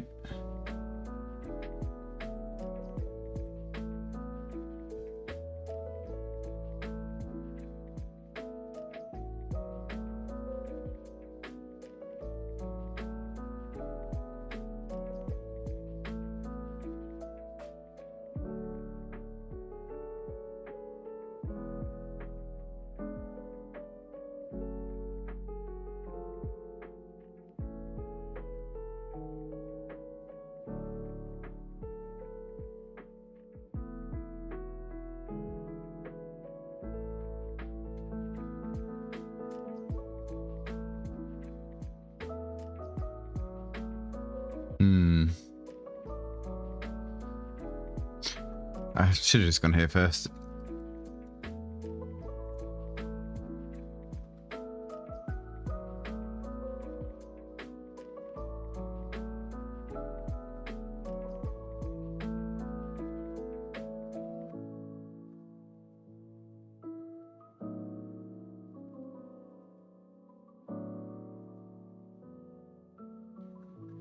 How do we redirect?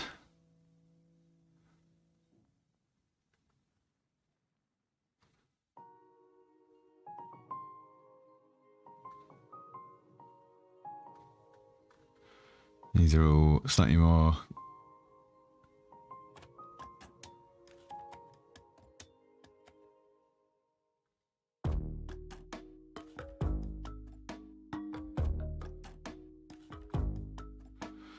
Redirect after transition.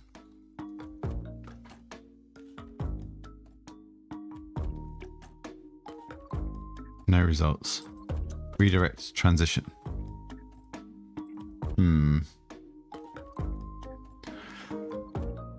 What's going to be the right way to do this?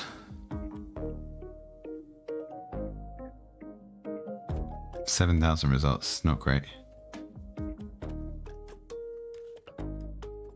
Redirect function.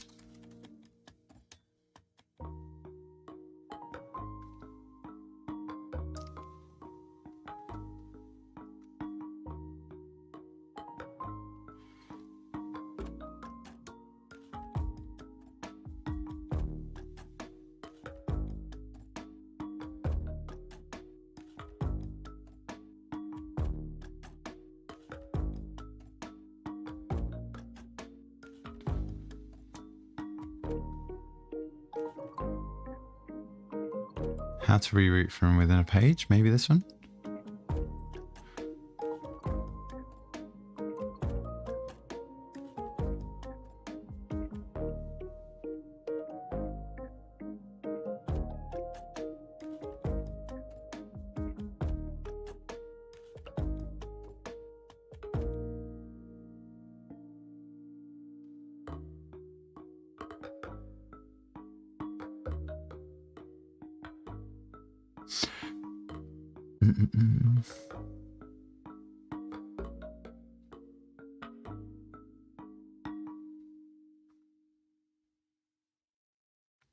Go to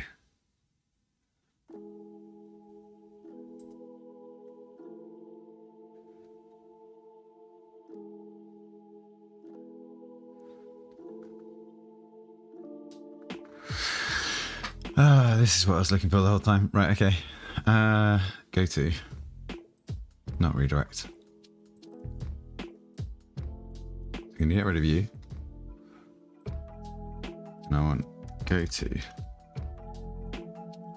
slash home.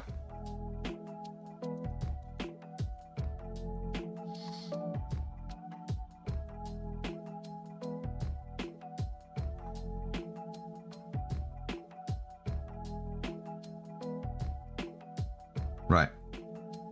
It helps if you have the right terminology. So we go to this.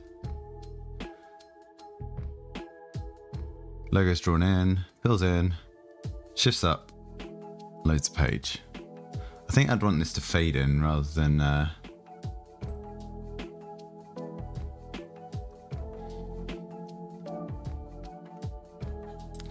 so what we'll do here is we do on mount again.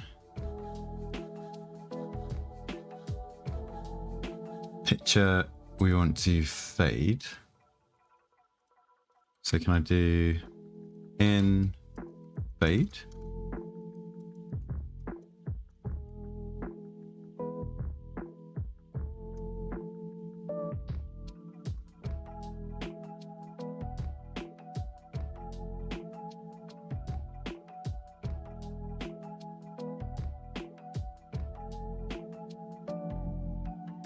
Okay.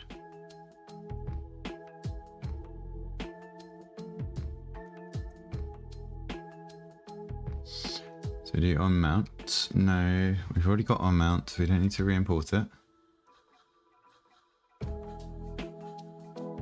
Right, we do this. Around all of this.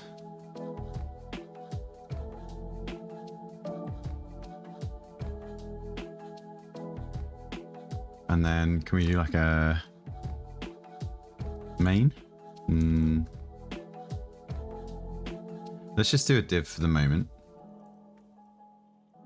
And we're going to say in fade.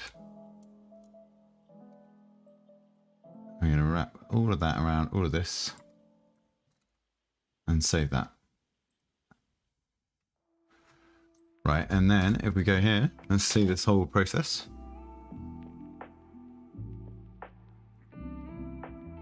That's not bad. I wouldn't mind a slower fade. Can we do duration on the fade?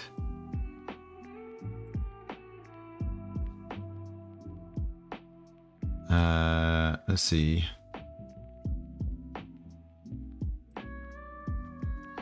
Sveltekit fade duration.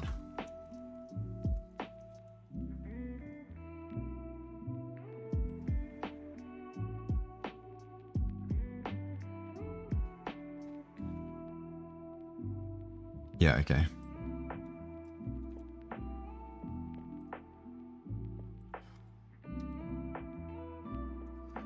Duration 2 seconds. Actually, let's do a delay as well. Delay 100 milliseconds.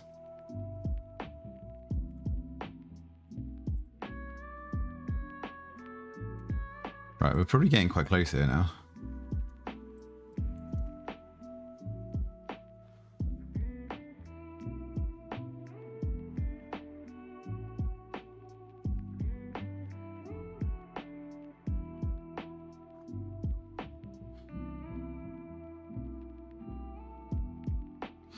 It's the little the jump over that's a bit annoying. Which is probably something to do with sizing, isn't it? I think we established before.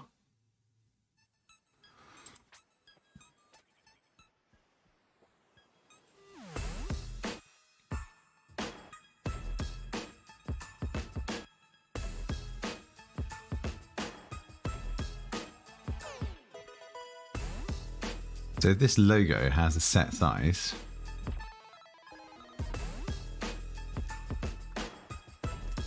And these letters have a set size.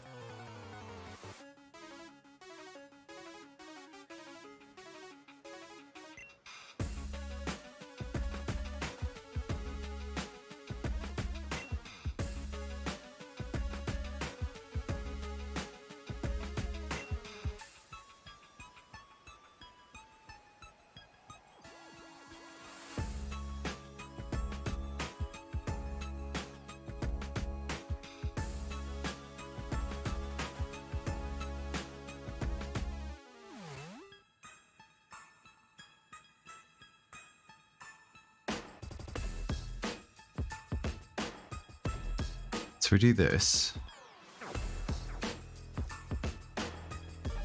This one's going to be width 100 VW. And then this can have a height as well, which is a whole navbar height, which is 110.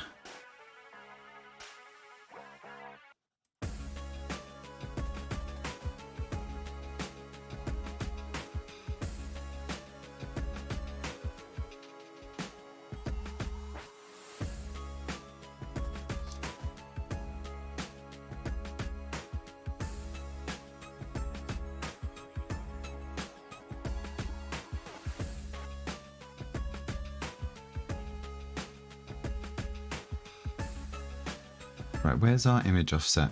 It's here, isn't it?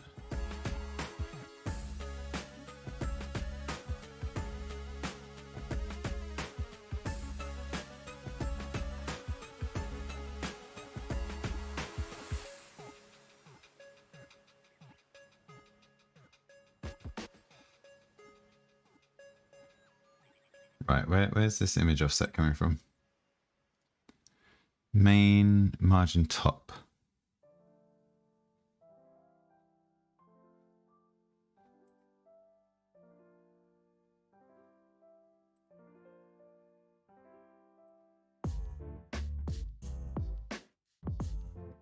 Which is probably in our layout then. Yeah.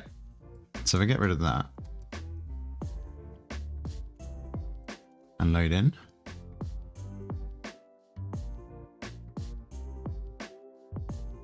It's getting so close. It's just that weird transition.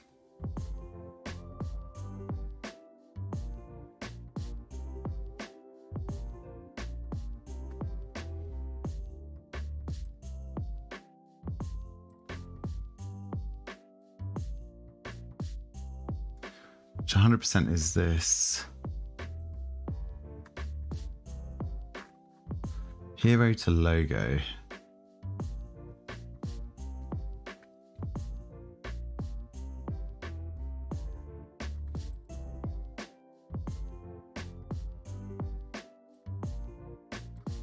See, that 110 is, it needs to be not fixed.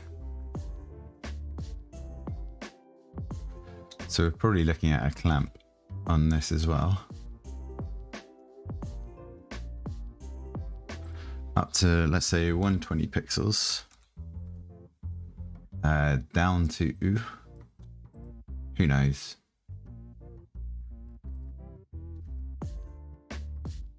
Maybe like 70. And what's this? This is going to be like 10 VH maybe?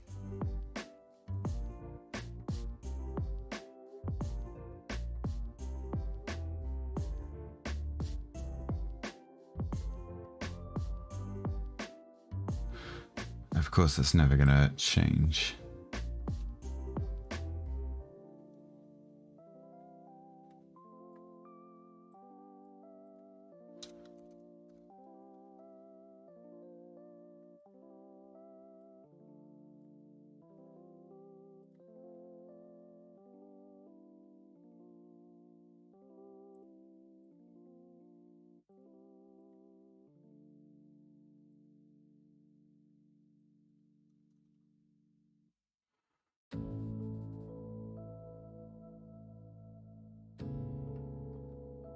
Oh God, just that big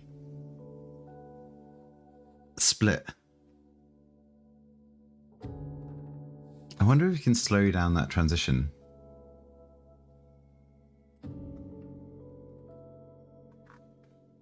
So what's that going to be? This is in out here, which is going to be in this. So this, if we want to make this like 2 seconds, right? That should slow down the transition. Right, that's a lot easier to see what's happening, right? So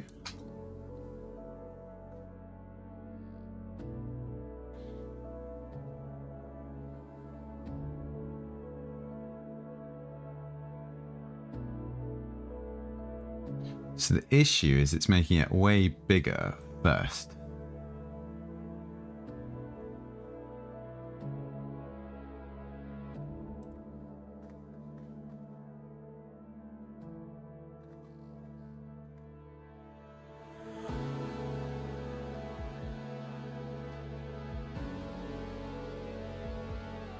So let's just see, for example, what this would do.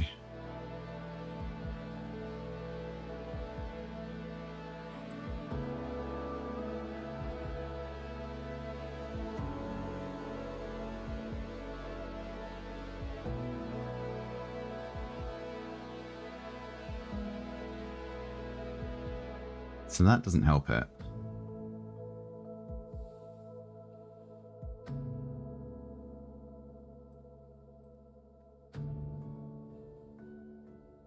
Why does it make it so big?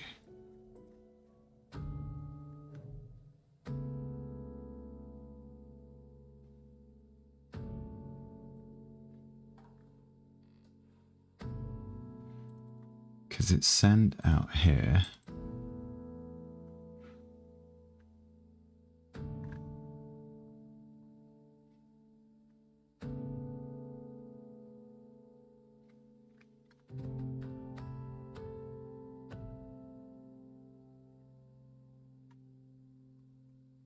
Maybe if we do another div inside here. Let's call this hero.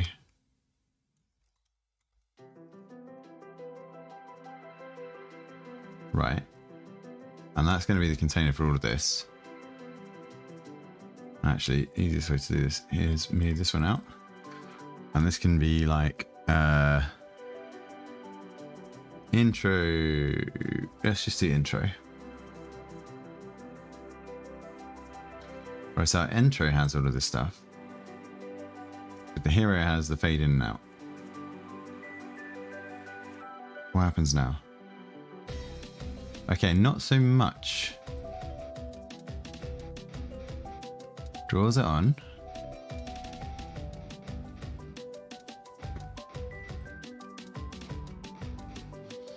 Doesn't know how to do the aspect ratio right, does it? Oh, they're so close.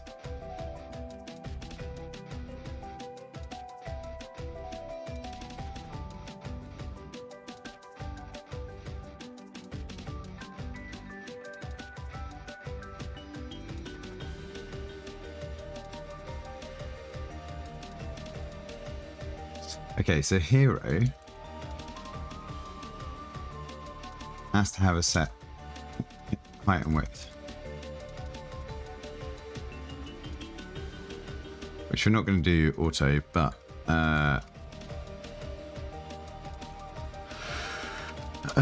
let's do.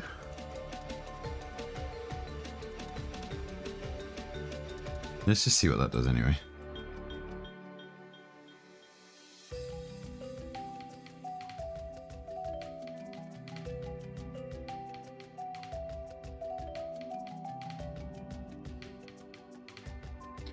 Right, these are all 100 pixels high. So height is going to be 100 pixels. And it's going to transition to this value, which it should know. So the height now, if we reload, hopefully doesn't go weird. That was definitely better, but I'm not sure it was just because it wasn't changing height at all. No, still got it.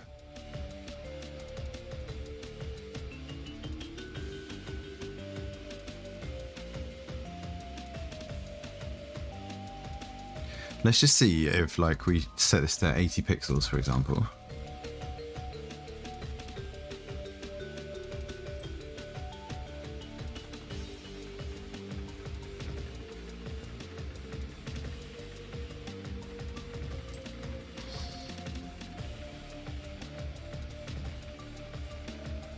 Okay, what we did, height is also 100.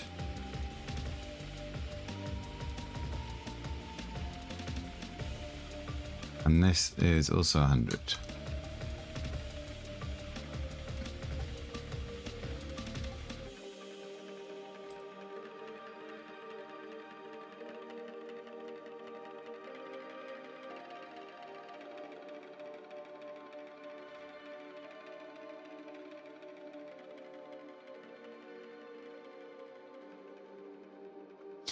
Okay, a little bit better.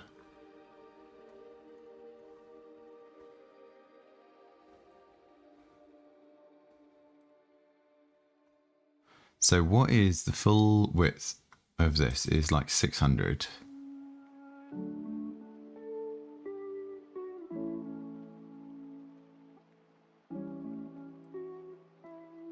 So let's say 700 by 100, and it goes down to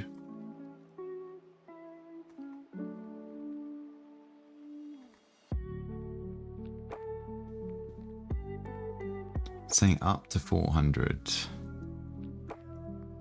So let's just say 400 by like 80. Right, what does that do? If they've got fixed numbers, does it... It still doesn't do it right.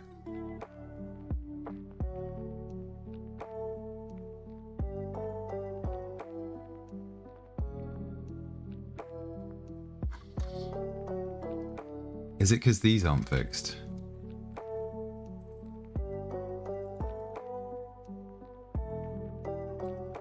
Let's say width 605. Let's just do exacta. Okay, 604 and 102. Oh no, I can't do that because these are individual letters.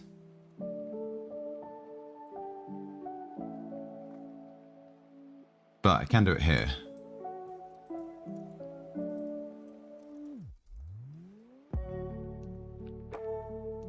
Right, so instead of 602, we want to cut it down. So let's say we do it to 300.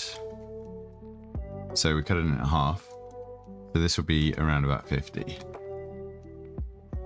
And let's just make sure this is the same. This is 300 by 50. And now let's see what happens. That's looking a little bit better, isn't it?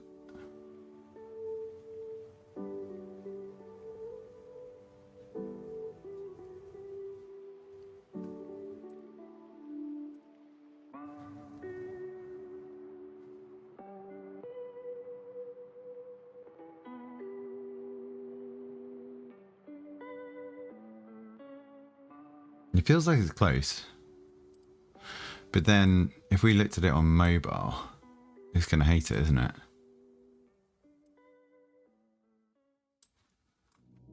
Put this onto the left here.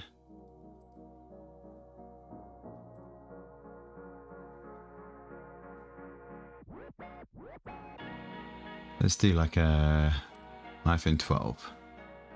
Oh, got it already. Let's do like this.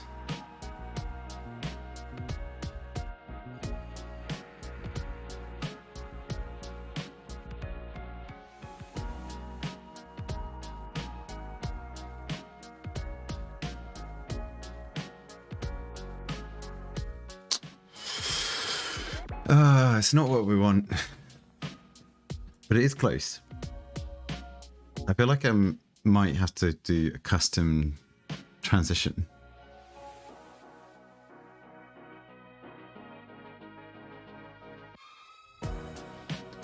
Which might be easier.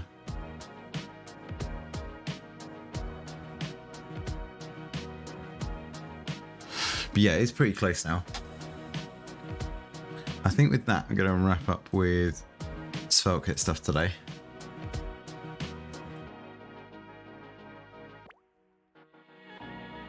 It's so close, but it's not quite there.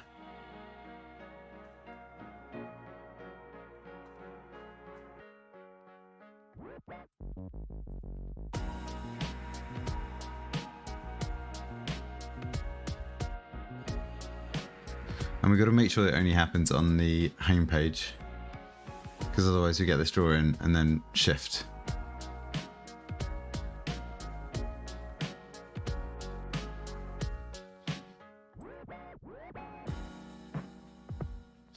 But I'm fairly happy with the progress of that.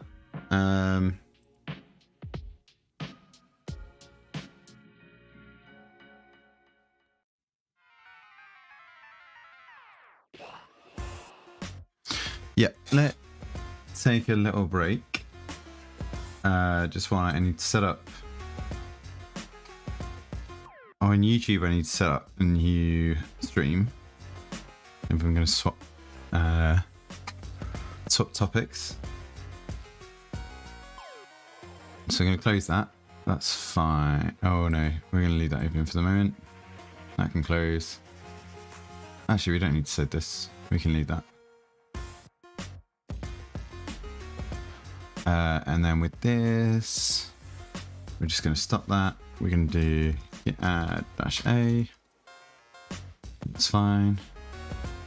Git commit -m svg and Intro. Transition.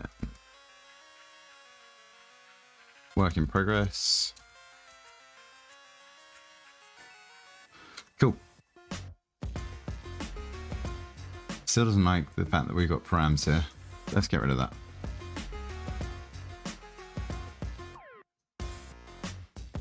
Let's just add that as the same commit. So at the moment we've got no issues here.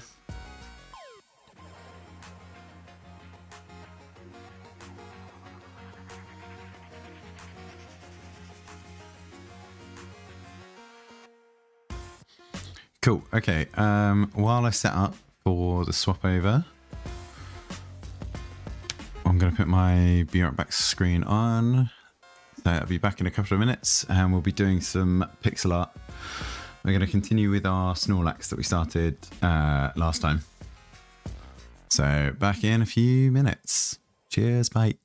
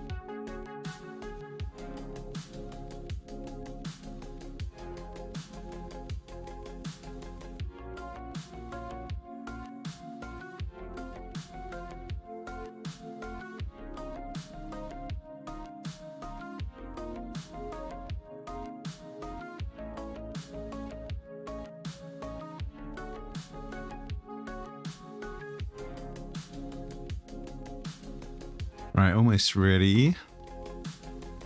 Just got to switch over on YouTube, I think. So I think what we do is we end stream on YouTube, which we can do just with